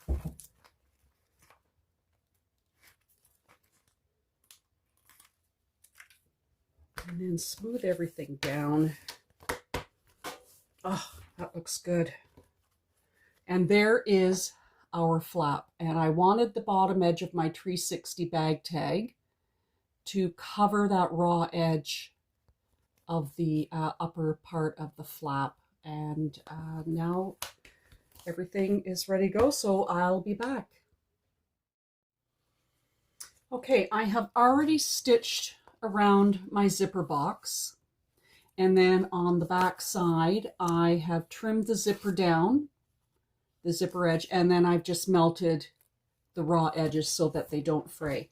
So flip your zipper piece up, right side up, and there's a measurement in the pattern to measure from the bottom edge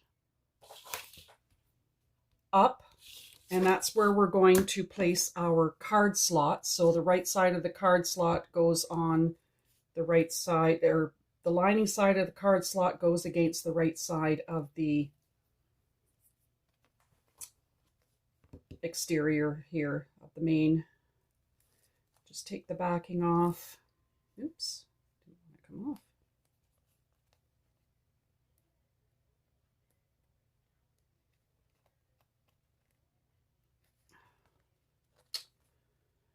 Sometimes this backing takes everything with it.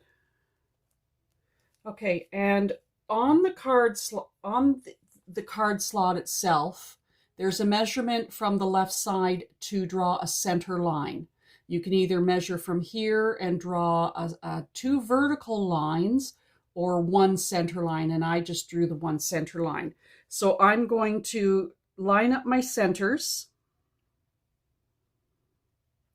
The measurement from the bottom edge, and I'm going to line up my card slot center line that I drew, and lay that down if I can get it to stop sticking everywhere, and lay it across the bottom edge of that zipper.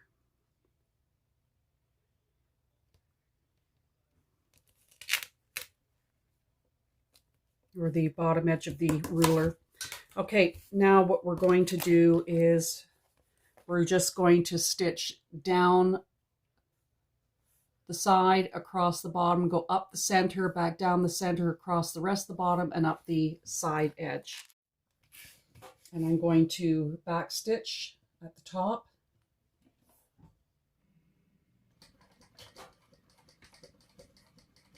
And just stitch 1/8 of an inch seam allowance.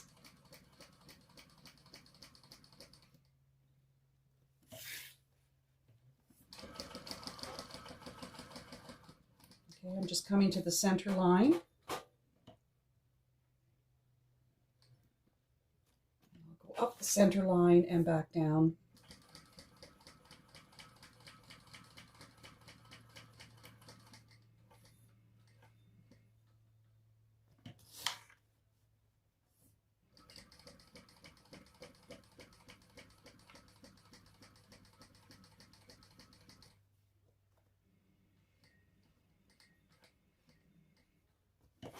And across the rest of the bottom and up the other side.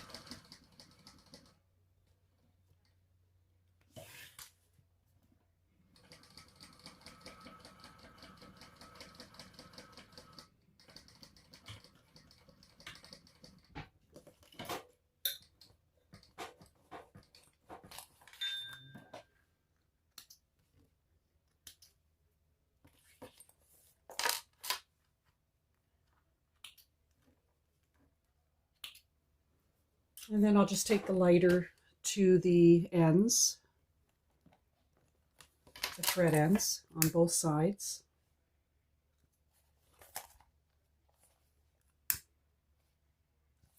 Okay, and here are our card slots.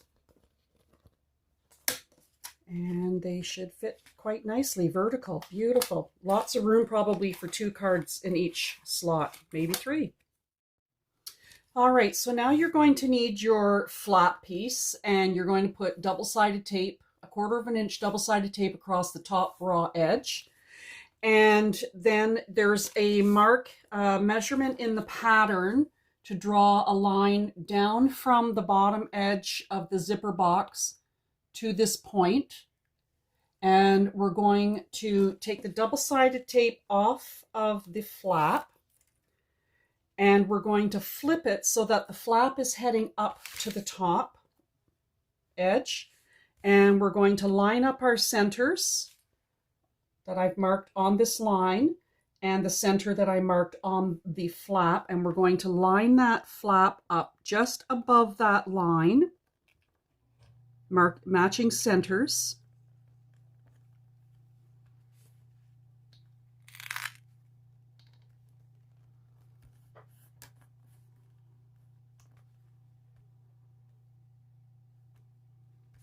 Doesn't look like it's centered very well.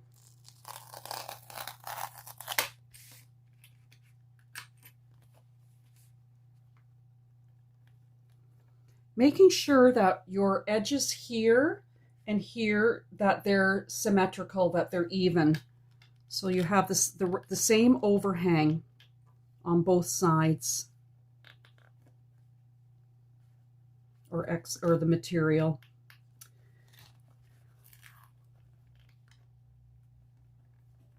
So just above that line, making sure everything's straight. Okay.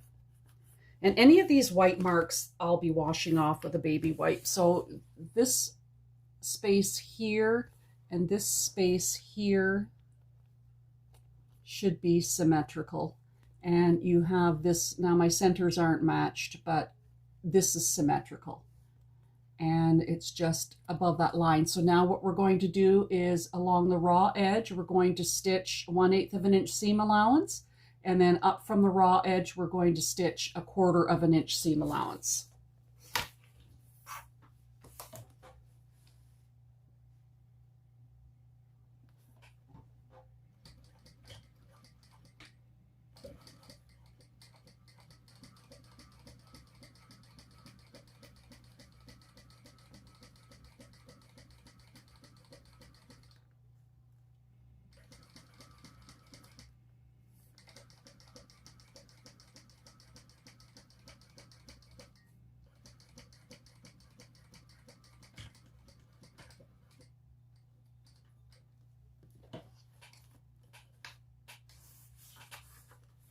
Now I'm going to stitch 1/4 of an inch up from that raw edge.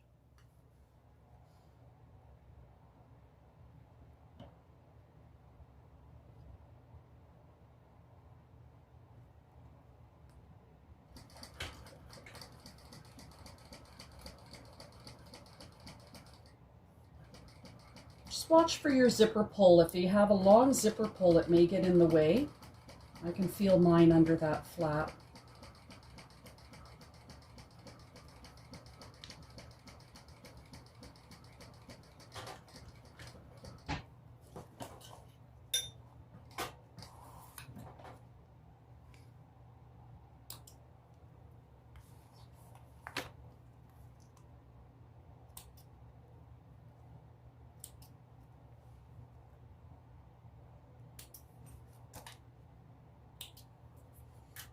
Okay, just take the lighter to those thread ends on both sides, front and back.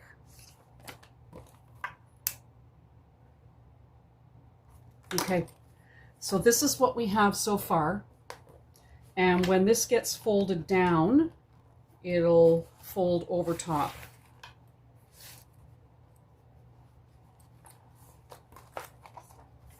And we'll have the twist lock there. All right, now take the other back piece that doesn't have your zipper on it and your lower connector flap. Put double-sided tape about 1 inch on the one end, on the wrong side of the narrowest end. And then you're going to put it, so the right side of this piece is up. You have a measurement from the bottom. First of all, you have a measurement from the bottom up to this point, which is where we're going to line this up onto. So you have 2 measurements from the bottom. You have the measurement from here to here, which is center, and that's where this will line up. And then you'll have another mark from this end to this end, up here, this line, and that's where we're going to stitch to. So I'm just going to put this on, and right sides up on both pieces. So your turn lock will be facing up, and line up and center that flap over top of that mark, centered.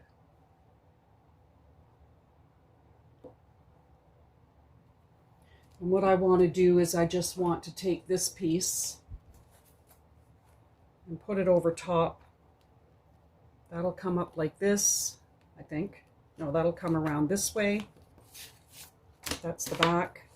This is the front. At some point we'll have the gusset on, so this will come up to here, and this will meet here. Okay.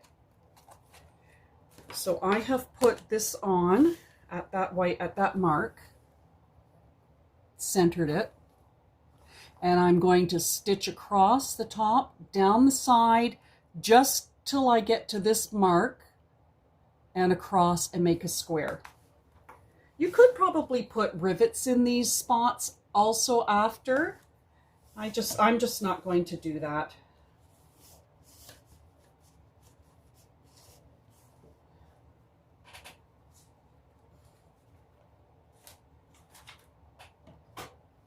And I will backstitch. You can't really see it because it's black. So I'm stitching on down the sides. I'm stitching over my existing stitch line, top stitching that I did already. I'm getting to that line that I drew up from the very lower end. Lift my needle slightly and pivot across. Sew straight across to the other end.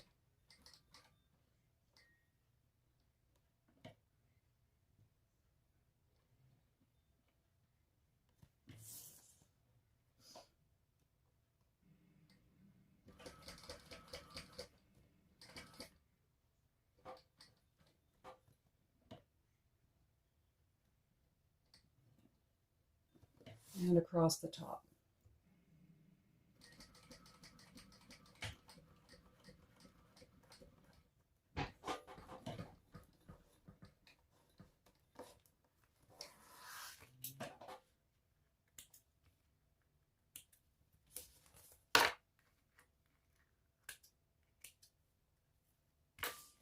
And just take a lighter to all these thread ends.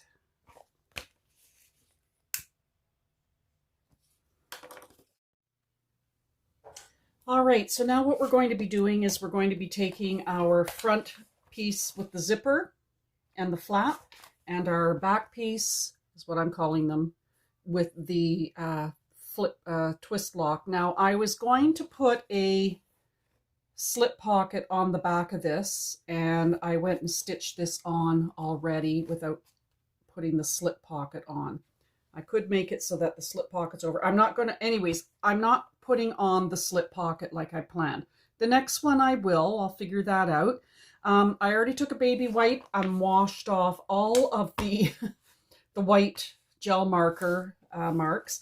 On this piece here, on the wrong side, we're going to put double-sided tape across this top. It says just one strip, but I went overkill and put them all on. And then we're going to line up this piece with the other piece and stitch them both together. So we're going to take, I'm just going to take this flap and clip it out of the way for now. Of course, everything's sticking.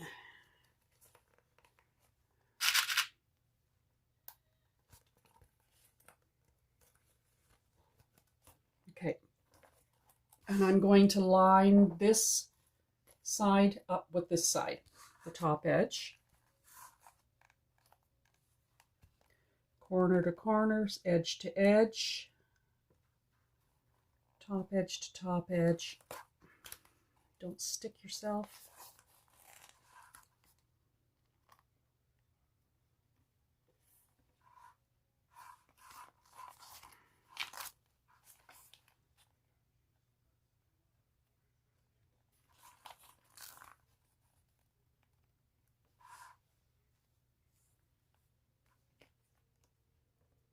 And then this is where you can check to see if these are matching, and your corners in here should be matching.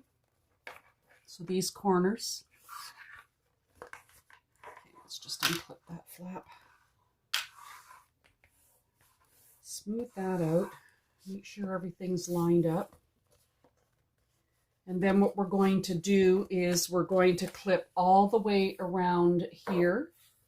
And we're going to stitch this entire thing at 1/8 of an inch seam allowance, making sure you keep your flap out of your stitch line and you keep this back flap out of your stitch line as well. But clip everything together, making sure that all your raw edges are going to meet.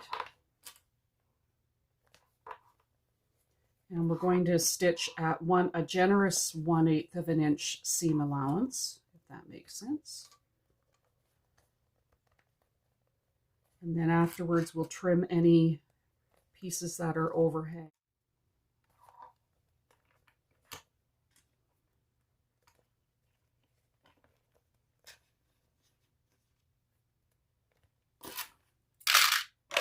Okay, so now I'm just going to flatten this all out just to make sure it's all flat.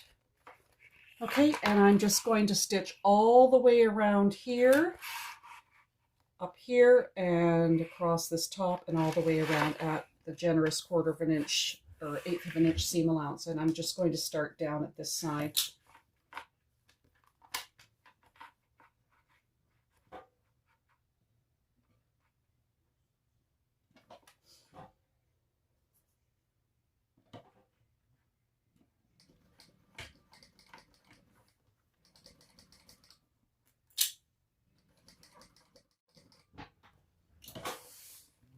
All right.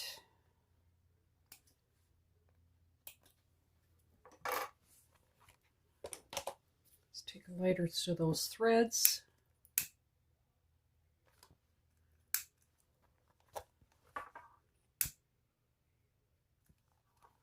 Okay, I'm going to put that piece up there that I'm just going to shove down.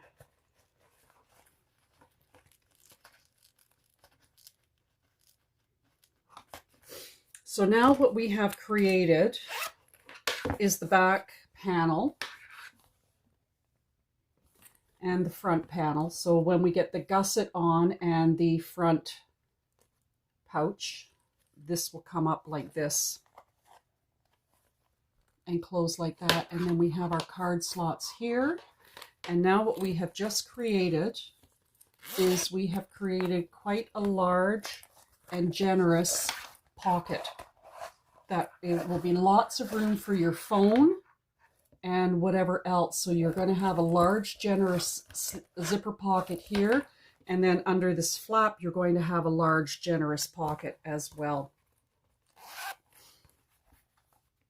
All right, now I'm just going to trim away anything that is not straight or in excess.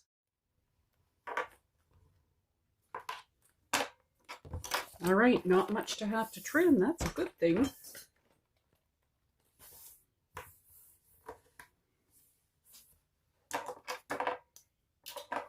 All right, I'm just going to quickly edge coat this and let it dry, and then I'll be back.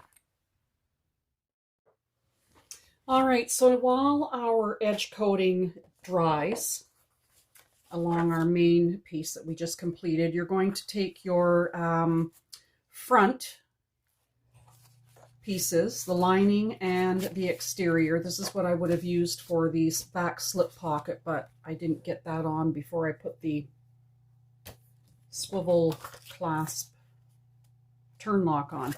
So what we're going to do is we're going to, and what I'm using on this one, I'm using the waterproof nylon pack cloth from Emmeline Bags. Everything else I have used the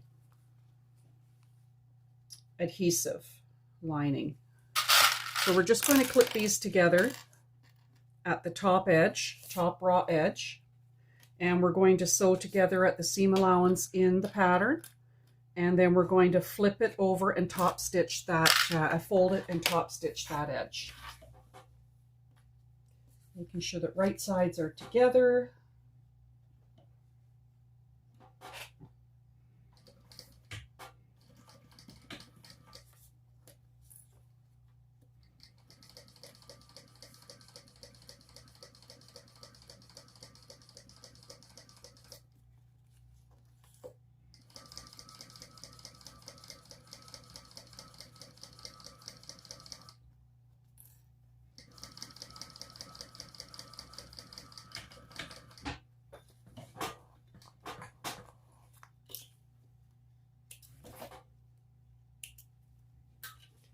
All right, and we'll just flip this over, press your lining, and you're right, and then we'll just make sure that our edges meet. Clip, making sure that these raw edges are even and match and are together.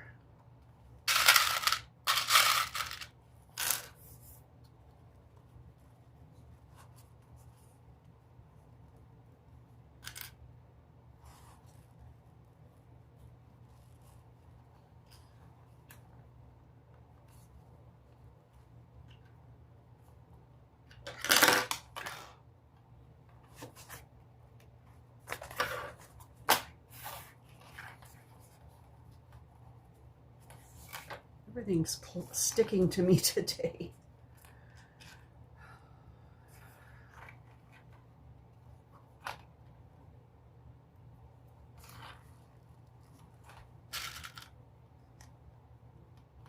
And then just push everything up so that you have a folded edge at the top here, and clip that across, and that's where we're going to top stitch.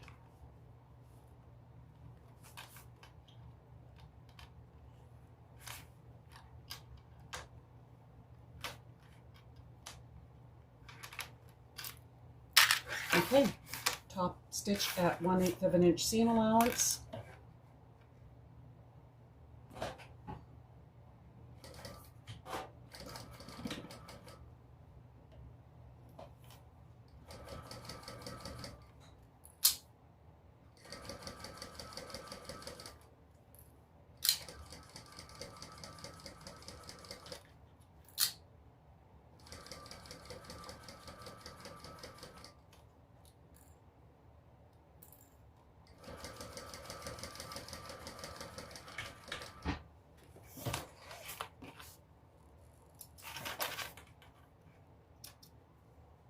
All right, there we go. Top stitched across the top edge. Now we're going to take our gusset that we already made the pleats in, and we're going to put right sides together with the gusset and the front that we just made, and we're going to clip the centers, line up your raw edges, and we're clipping along the bottom, and then we're going to clip it all together at the top corner. Making sure that this edge is lined up. This folded edge is lined up with this folded edge that we just top stitched.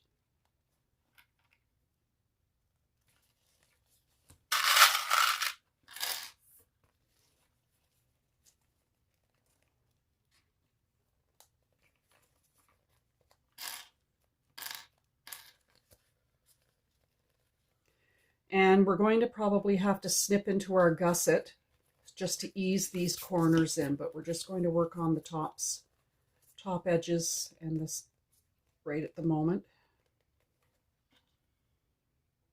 It's going to be a cute bag when it's done. It does have a Western look to it just from the fabric and just the style of it. Just seems to have a Western look to it. Okay, so I'm just going to snip into my gusset, just little tiny snips.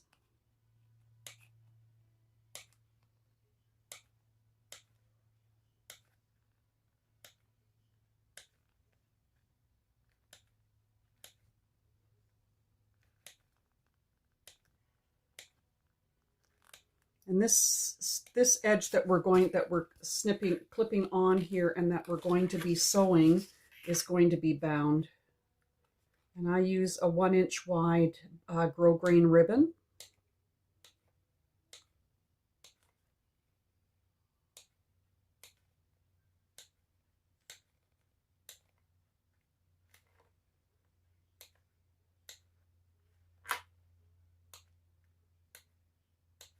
Okay, I just splay these corners open that I've just snipped into, just to help easing things.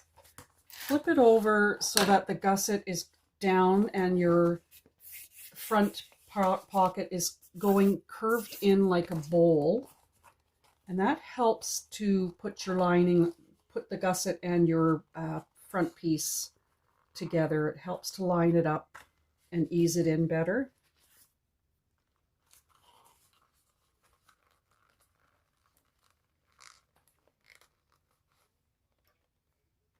Lots of clips around the curves. All right, so what I'm going to do is I'm going to baste this on at 1/8 of an inch seam allowance first, just to get rid of the clips.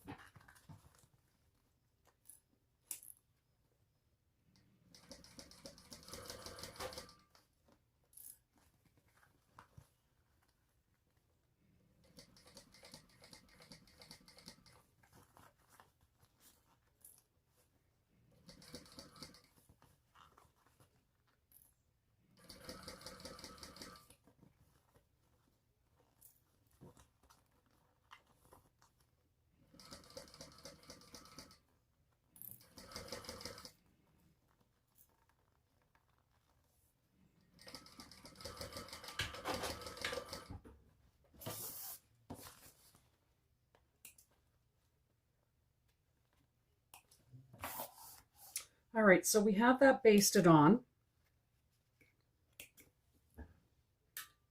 And I'm just going to trim any excess fabric that's sticking out, because when we bind it, we want the edges to be even.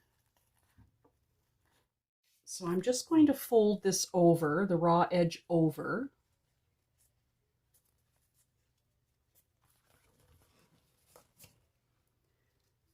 And then I'm just going to fold this over and it'll stick. Just make sure it's a 1/2 inch over.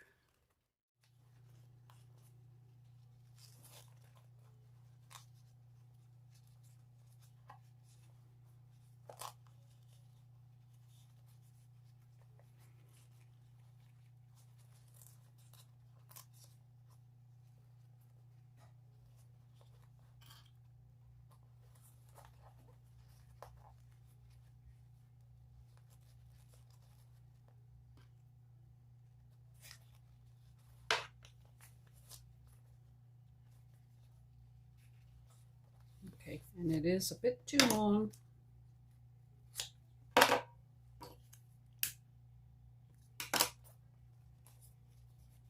Fold that edge over when I get to the other end.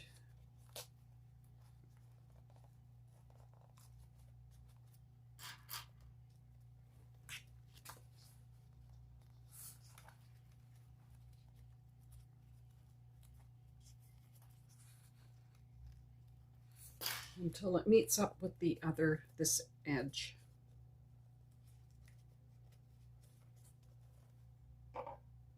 Okay.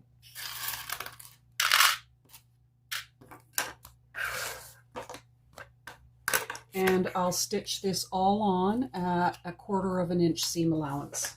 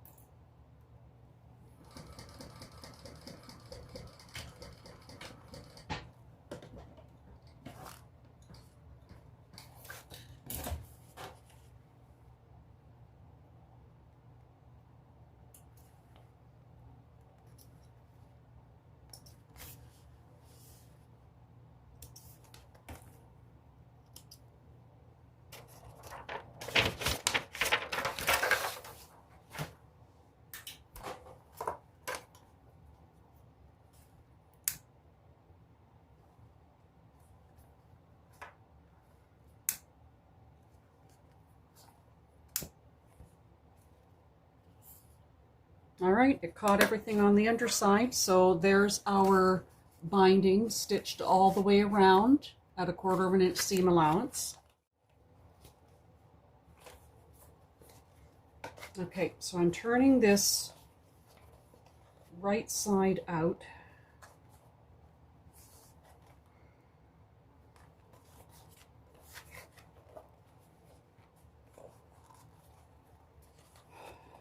Because this goes raw edges, it'll be raw edge all the way around.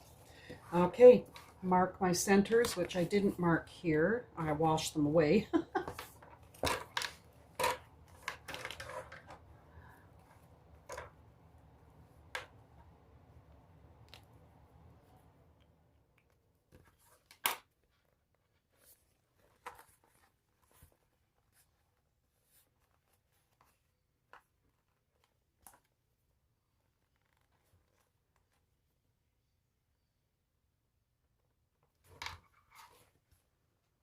Perfect.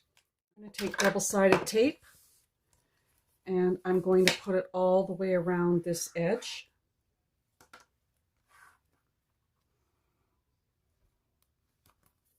And one of the things I also did was I also basted in my Made in Canada label.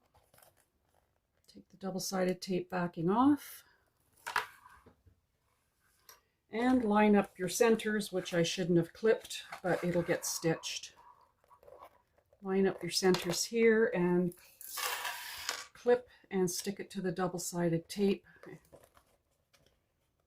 making sure that your lining is not peeking out of your of your raw edges, because you want your raw edges to all line up for when we're going to edge coat all of this all the way around.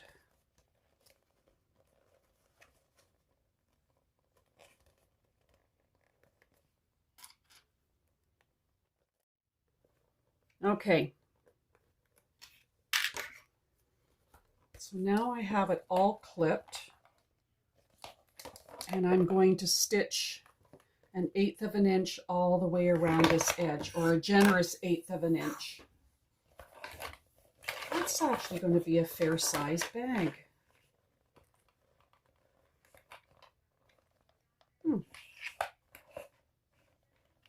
If you have double-sided tape that's excess, pull it off, because it will get in your stitching and get stuck to your presser foot and your stitch plate.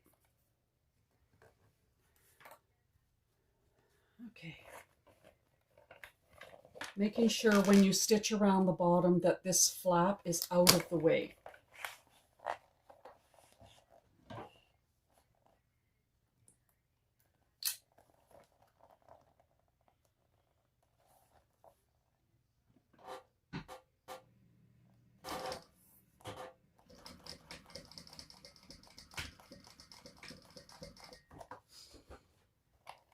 Take it slow.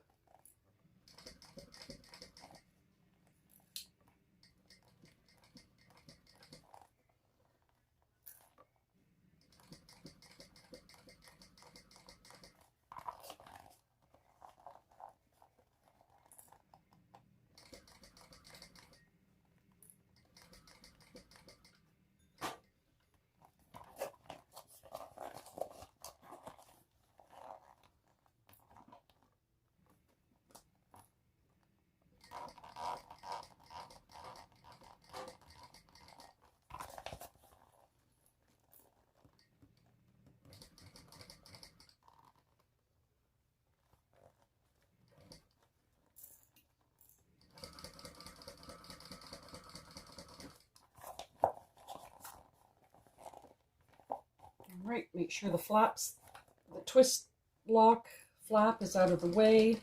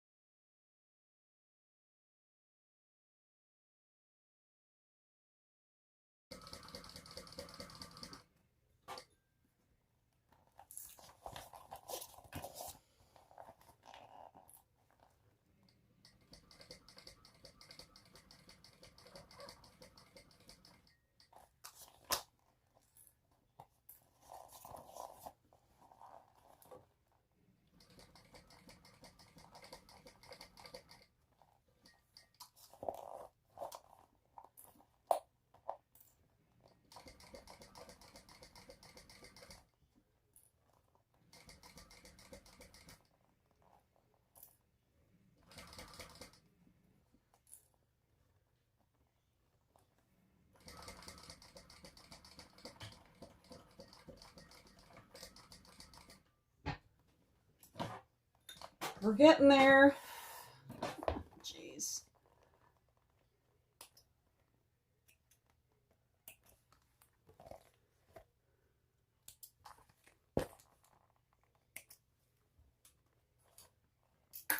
Oops.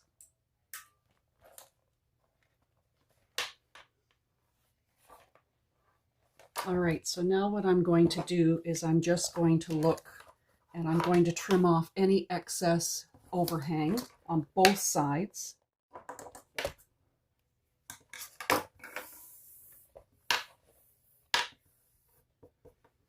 Okay.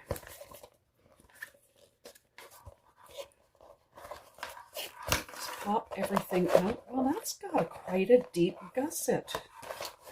Wow, that's kind of neat. So I'm just going to pop my binding up towards the front pocket, or the front pouch.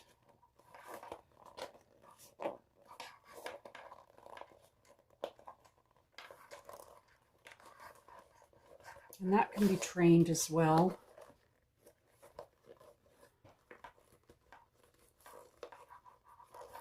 Roll your seams. One way to have your seams pop out so that they're nice and even and they don't have a puckered look to them like this is when the bag is done, get some tea towels, a few of them, toss them in the dryer for about 20 minutes, get them really, really super hot, and then stuff them into the bag.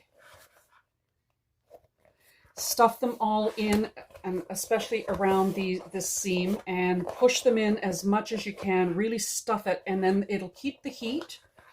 Leave them in for at least 24 hours. It'll keep the heat in the bag, and it'll help heat up your binding and your faux leather or leather, and it'll help push out these seams better. Another thing I do sometimes is when I've bound that edge, but this is thick because that faux leather lining is thick, I would take my lining and push it up against the front, and then I would go along here and top stitch it, and that would keep the lining or the binding in place. So that looks pretty cool, and it's going to go like that. Looks a little big. Like that. Really nice. Okay, I have to finish edge coating all of this, and then I'll be back. All right, so we're going to work on the My Mini Tote from Sawdust and Stitches, which is Ellie's pattern. So what you're going to do is you're going to take your exterior piece, and on the wrong side, there's a measurement in the pattern. You're going to mark a line from the top edge and from the bottom edge on the wrong side. Then flip it over to the right side, and you're going to, there's a certain measurement to come in from the left and the right side, and do a mark on the top and on the bottom. And we have already made our zipper with the Butler method. So what we're going to do is we're going to take some double-sided tape, and we're just going to put it across the top and the bottom edges in between those two marks.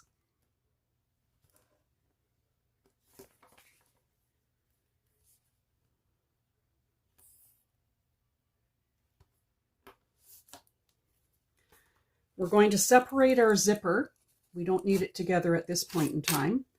And it depends. So if I'm going to have the zipper closing to the left, then the right side of your zipper is the teeth up. I want the teeth, so the right side is the teeth up. So that's right side of the zipper, one edge to the right side of your exterior. And the curve will be to the left because that's where I want it to close. So I'm going to take the backing off my double-sided tape, and I'm going to line up the curve of the zipper at that mark, and the zipper will end at that other mark. So we have it like this. And of course, this will all wash off with a baby wipe. And then on the other side, take the backing off. This time, the right side of your zipper, the teeth side, and the curve will be to the right side, so that when these zippers are together, the curves will match. And line that up on along the double-sided tape. Have the zipper on the top edge and the zipper on the bottom edge, and we're going to stitch that into place. Okay, so we're just going to base this on at 1/8 of an inch seam allowance, both zippers.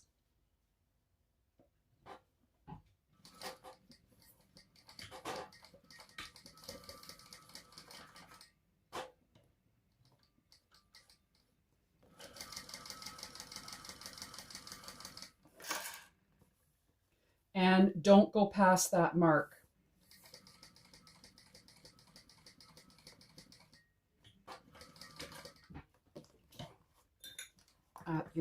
At your zipper tail.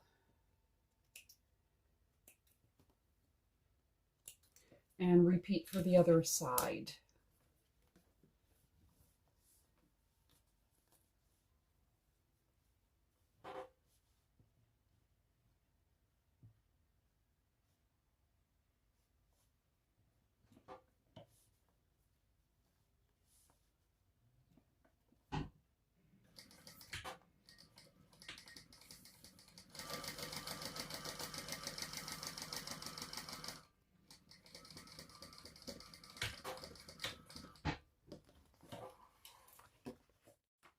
All right, now we can take the exterior and we can clip the edges together, the raw edges, making sure that your top edges are aligned with each other.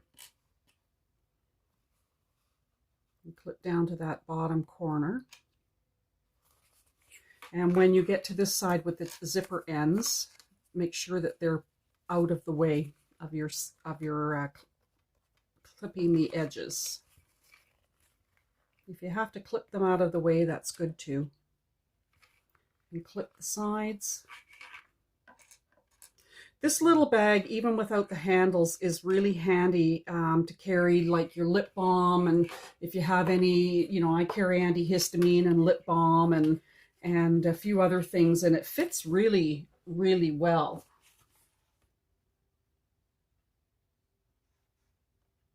All right, so we're going to stitch this at the seam allowance in the pattern. Make sure that you backstitch at the beginning and the end.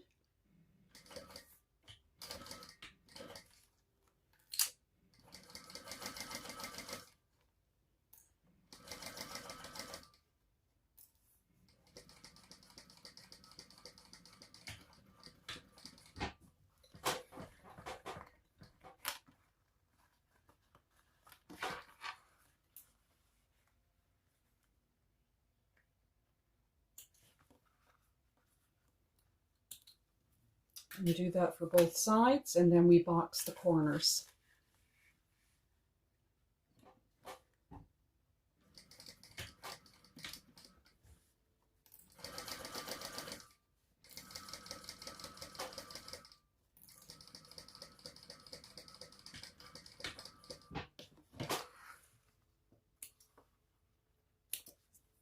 All right, and to box the corners, I just stick my hand inside, and then I just take this edge that's been cut, these corners, and just kind of pull them and line them up, and open up your seam allowance from the side seam so that when it's stitched, it's butterflied open or splayed open.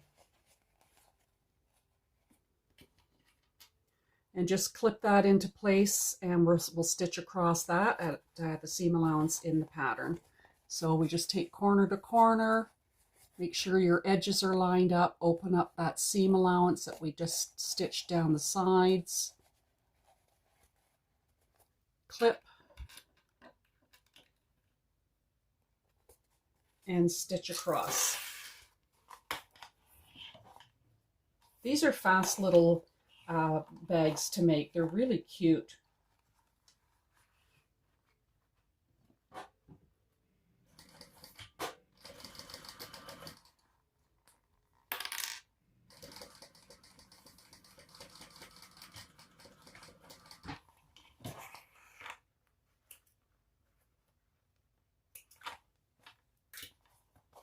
And repeat for the other side.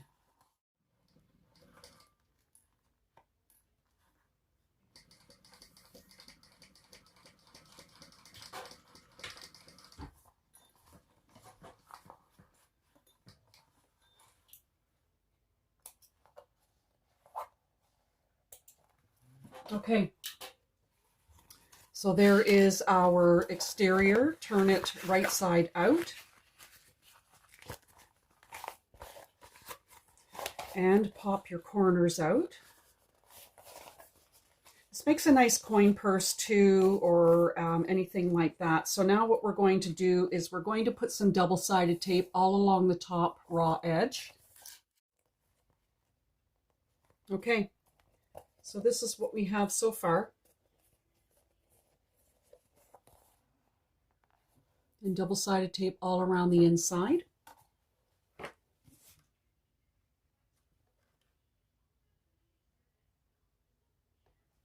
All right, so now what we're going to do is take the double-sided tape off the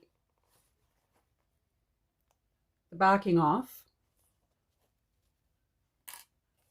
and we're going to fold, oops,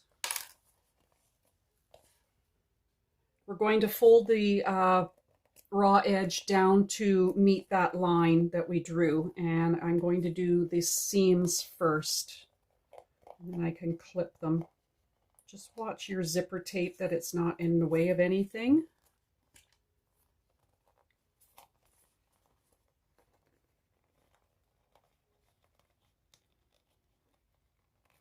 And when you fold over those seams, make sure that your seams line up. And when you fold over this part, your zipper is going to be sticking up.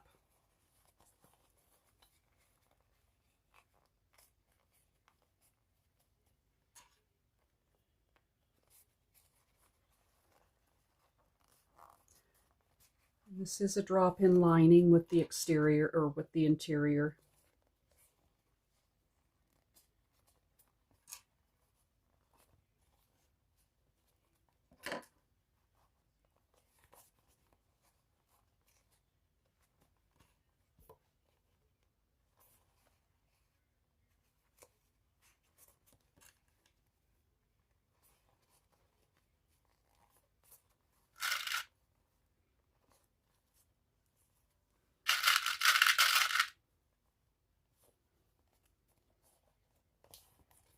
Okay, and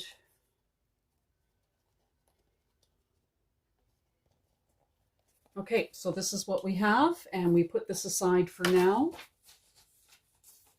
And then on the wrong side of the lining, we mark that same mark on the top and on the bottom.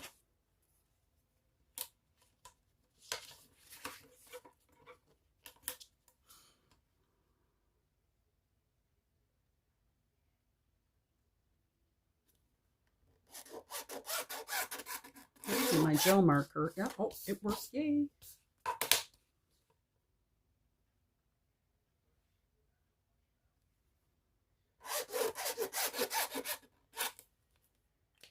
Okay.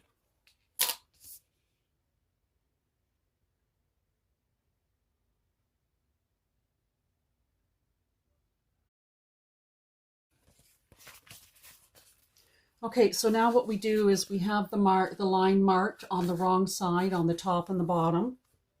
We're going to take the right sides together and we're going to clip the edges, making sure that both lines meet up at the sides and your top corners meet.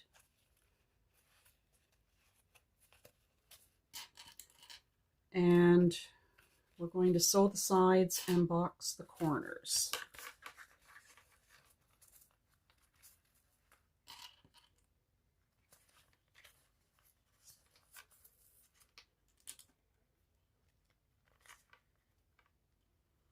Okay, so when we start at the top, we're going to start at the seam allowance in the pattern, and then we're going to go down, and then we're going to graduate in to 3/4 of an inch seam allowance, and then box the corners at 3/4 of an inch, and that will make your lining smaller so it will fit in your bag better.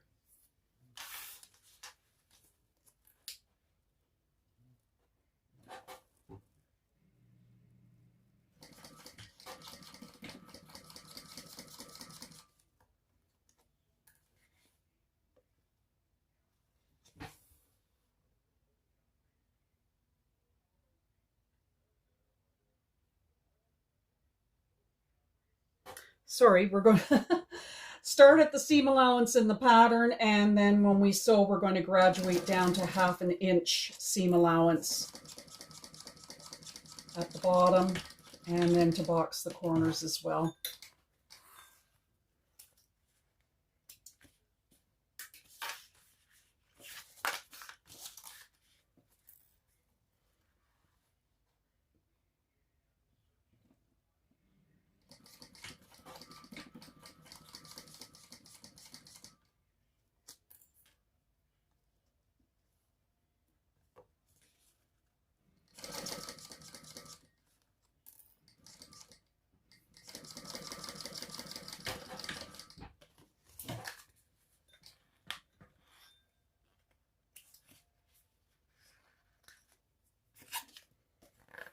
Okay, and now we're going to box the corners at the 1/2 inch seam allowance. Make sure you butterfly or splay open that seam allowance.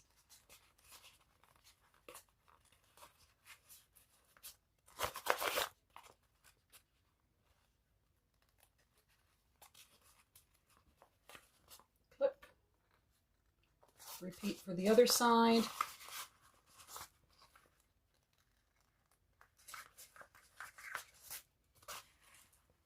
This is something I'm hoping to do for each of the bags I make.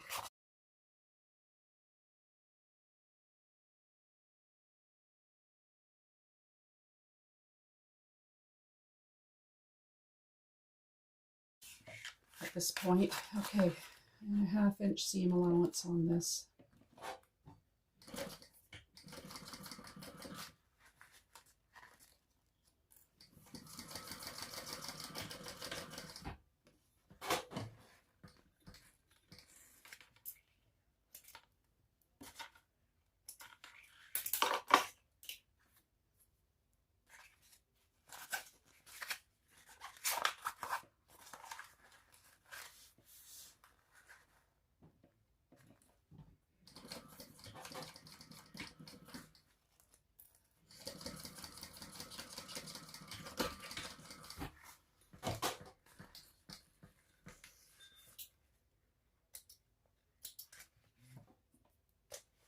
I'm just going to trim that seam allowance to make it a little neater on the box corners.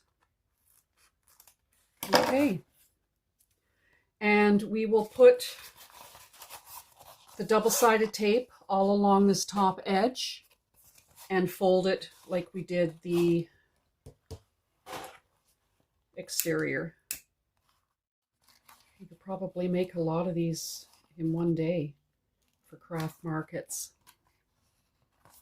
I love using it because it's not huge for my purse, whatever purse I decide to use that day, and I can just grab it and throw it into whatever bag because it has all the stuff that I don't use all the time, but I want to have it handy in case I do need it. Okay, so we have it all clipped. So the wrong side will go into the wrong side's facing. Got it all clipped, but I only need one set of clips. Okay, so clip your lining into the, again, with the exterior. You're going to line up your sides first, your side seams, and clip them. Keep that zipper out of the way.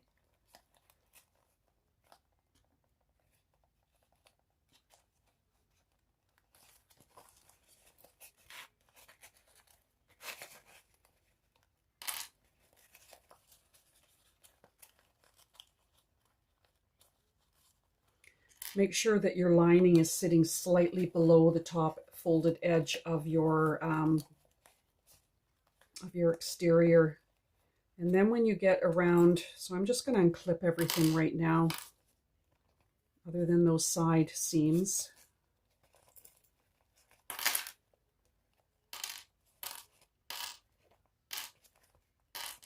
Okay, so I'm going to take the folded edge and I'm going to feel my way around so that it's just sitting below the top edge of the exterior. And feel, because you're not going to be able to see it because your zipper is there, but you can feel it as you kind of clip. You need bigger clips. And everything falls in perfectly and fits perfectly.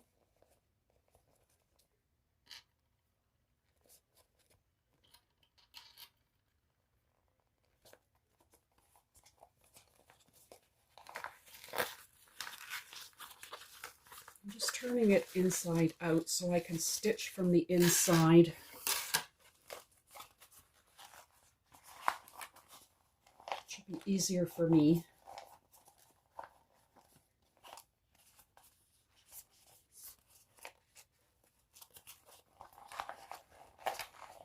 Hopefully it'll work.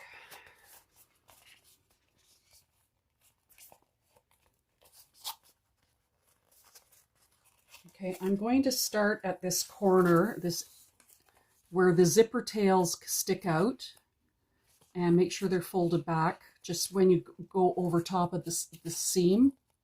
And I'm going to back stitch where this the seams meet, and we're going to stitch.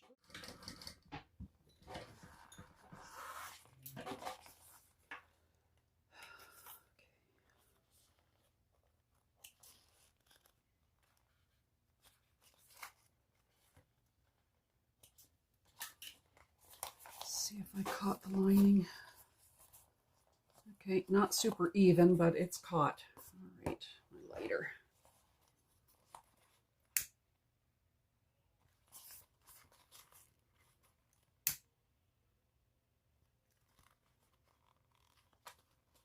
Not the best.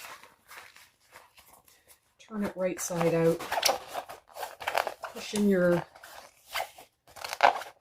lining, pop out your corners. Okay, now what I do is to put the zipper pull on is I take my two curves and I line them up and clip them just so that they're even. Zipper should have been longer. Okay. Then I line up my two ends, because that's what I'm trying to do, is line them up. They should be straight, they should be lined up, and they should be even. If not, trim them so that they are even. Especially if you have excess zipper tape.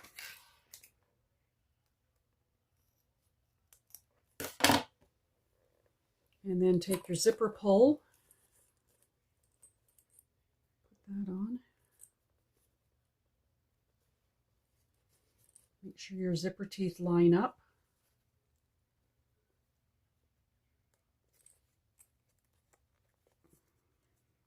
Okay, let's unclip and see if I got it all lined up the right way.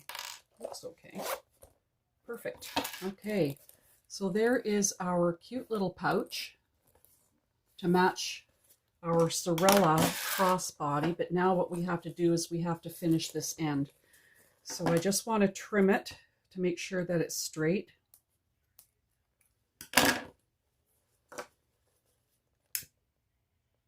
Just take a lighter to the end.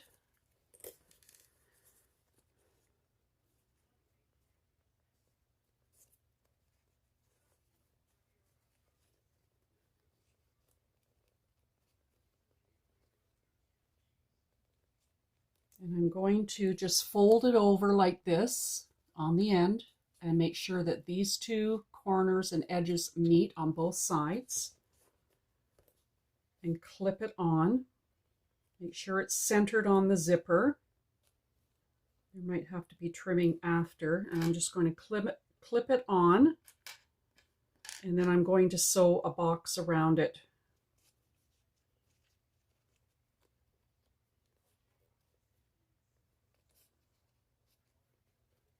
Okay, and now I'm just going to sew a box across here and up and all across the four sides.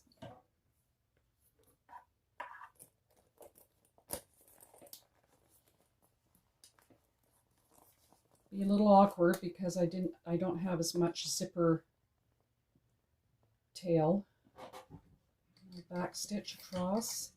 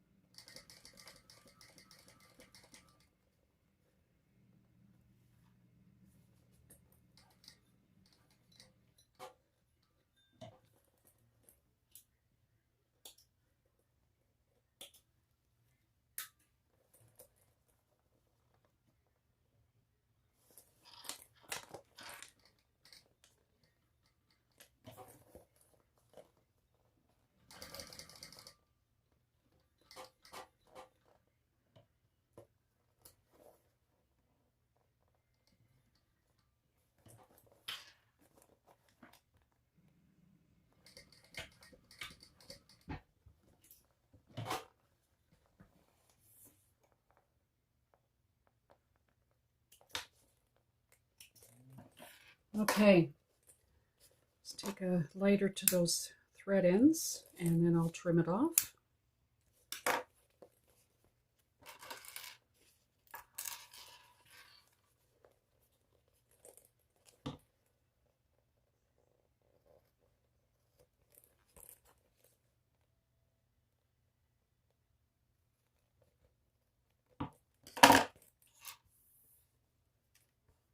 Just take a lighter.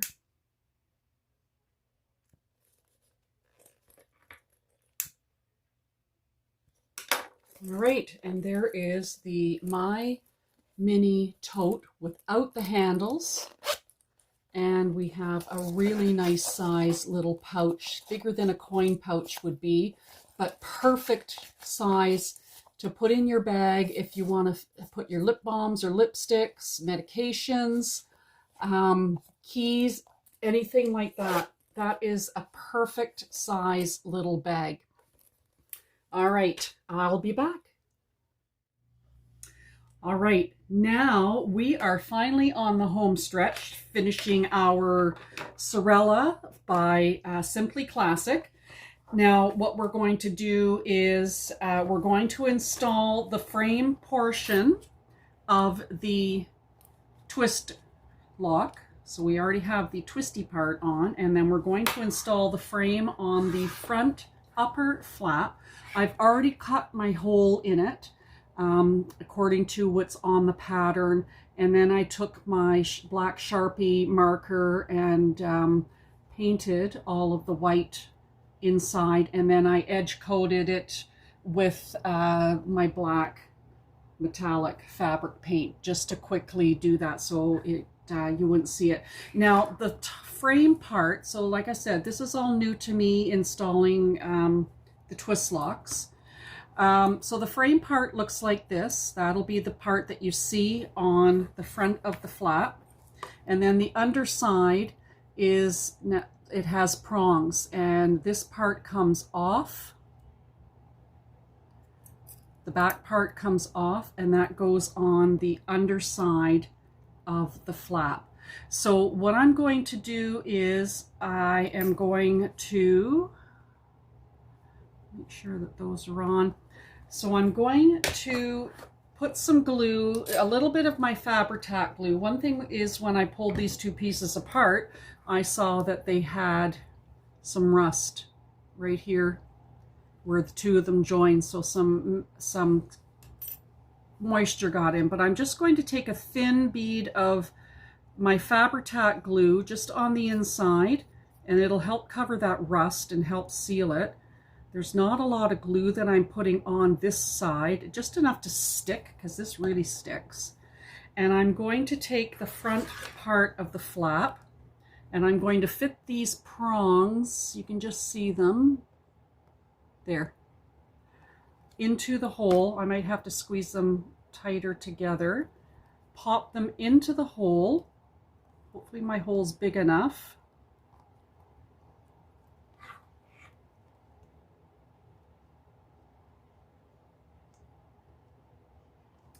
And then I'm going to take some more of my Beacon Fabri-Tac. I don't know if this is the right way or the wrong way, but this is just what I'm doing, and because I want to cover that rust. But I'm just going to take some Beacon Fabri-Tac, just kind of a thin bead of it. And then on the other side of the hole, I'm going to pop that over top of the prongs.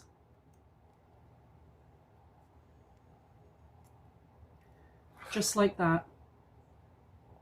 Now you can still see some fabric, but once that twist lock gets working into it, then in and out it'll probably get bigger.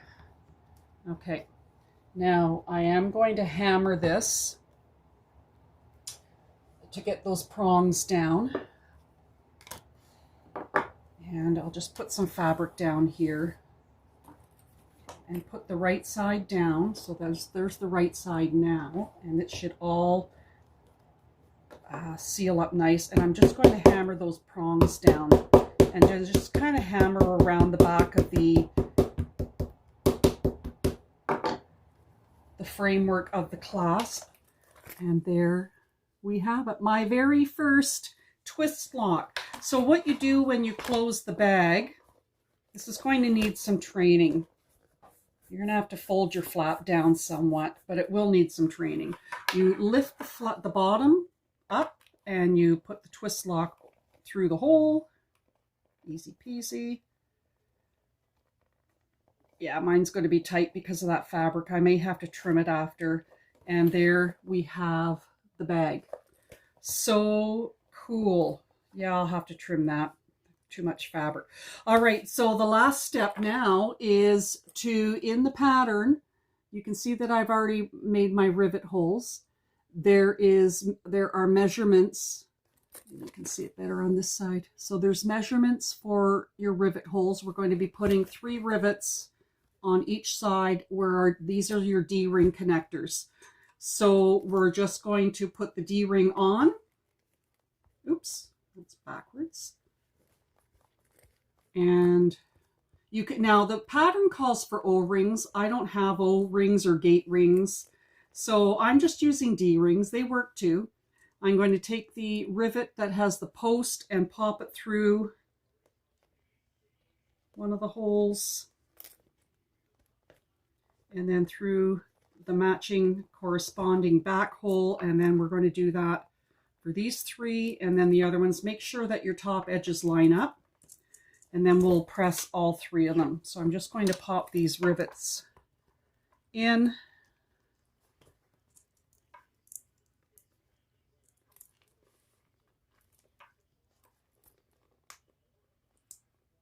I don't think this hole went through. There it goes. I have to pop it in through the back. There we go.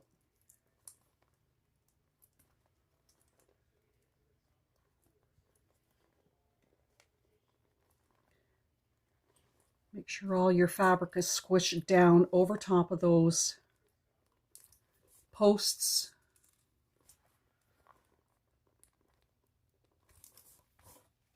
Put your D-ring on this side. Excuse me. Glue on my thumb.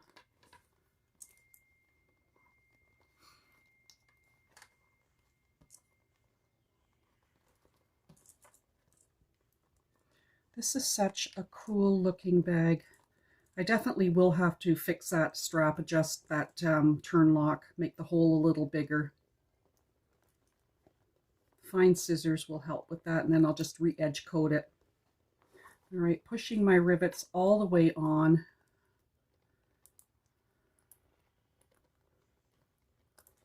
Making sure the top edges are even and not sticking out from each other.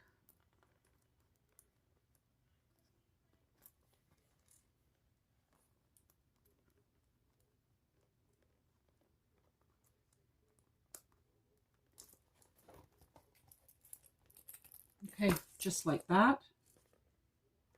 Move my zipper out of the way, and then I will press and press and press.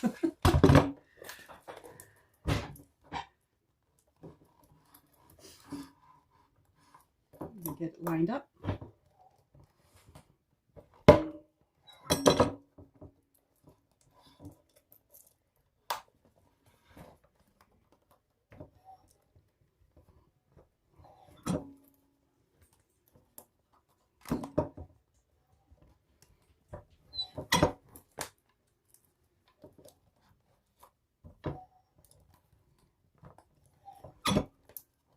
Good for the abs,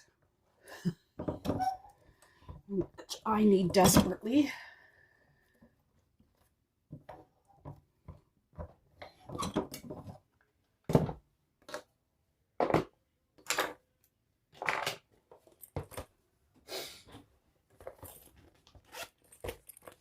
All right, our D-rings are on, our twist lock is on, some adjustments to make. This is how it looks on the back.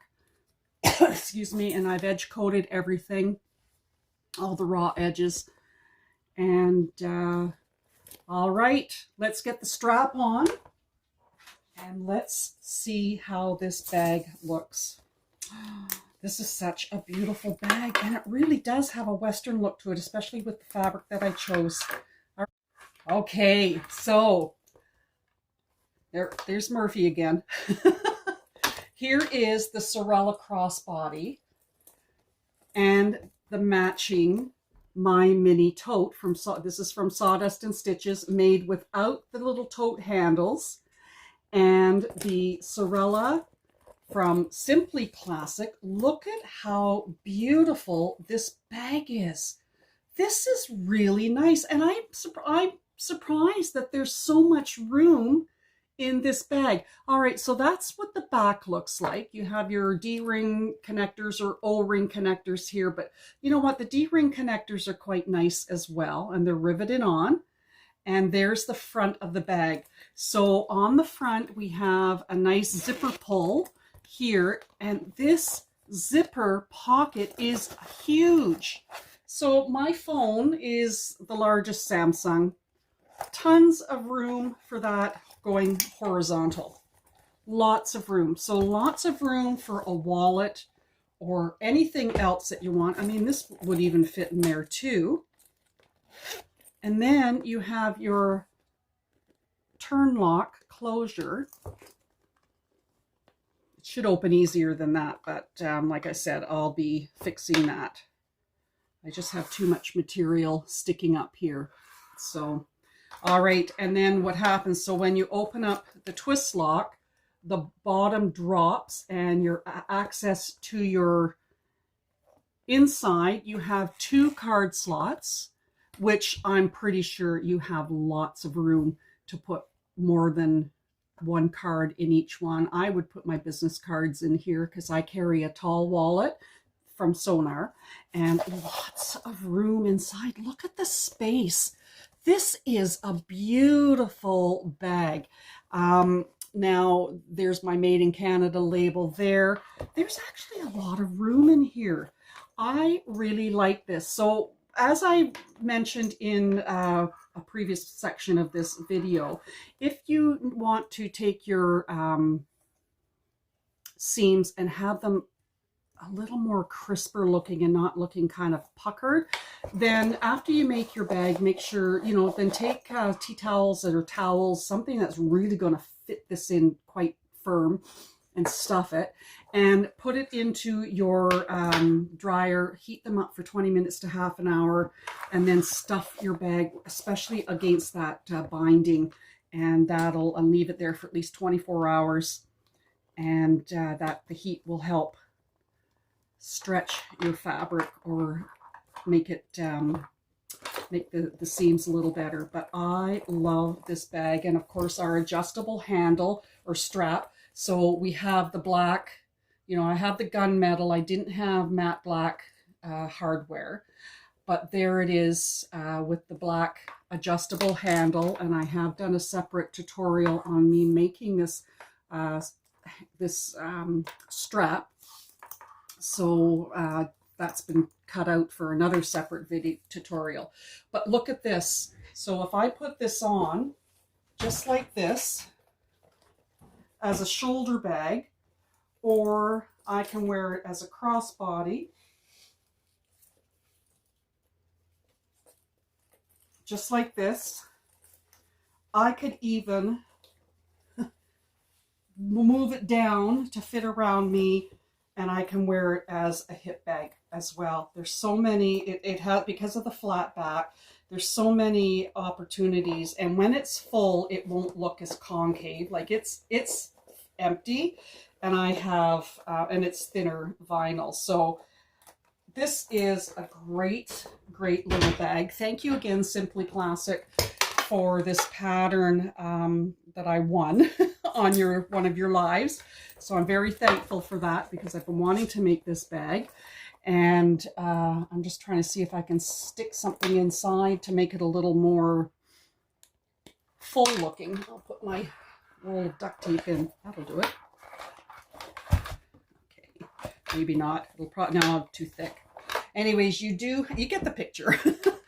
You do have lots of room. And then this little My Mini Tote that we made to match is perfect to carry all your, you know, your lipsticks, your tape measure, bobbins or whatever, you know, whatever you need.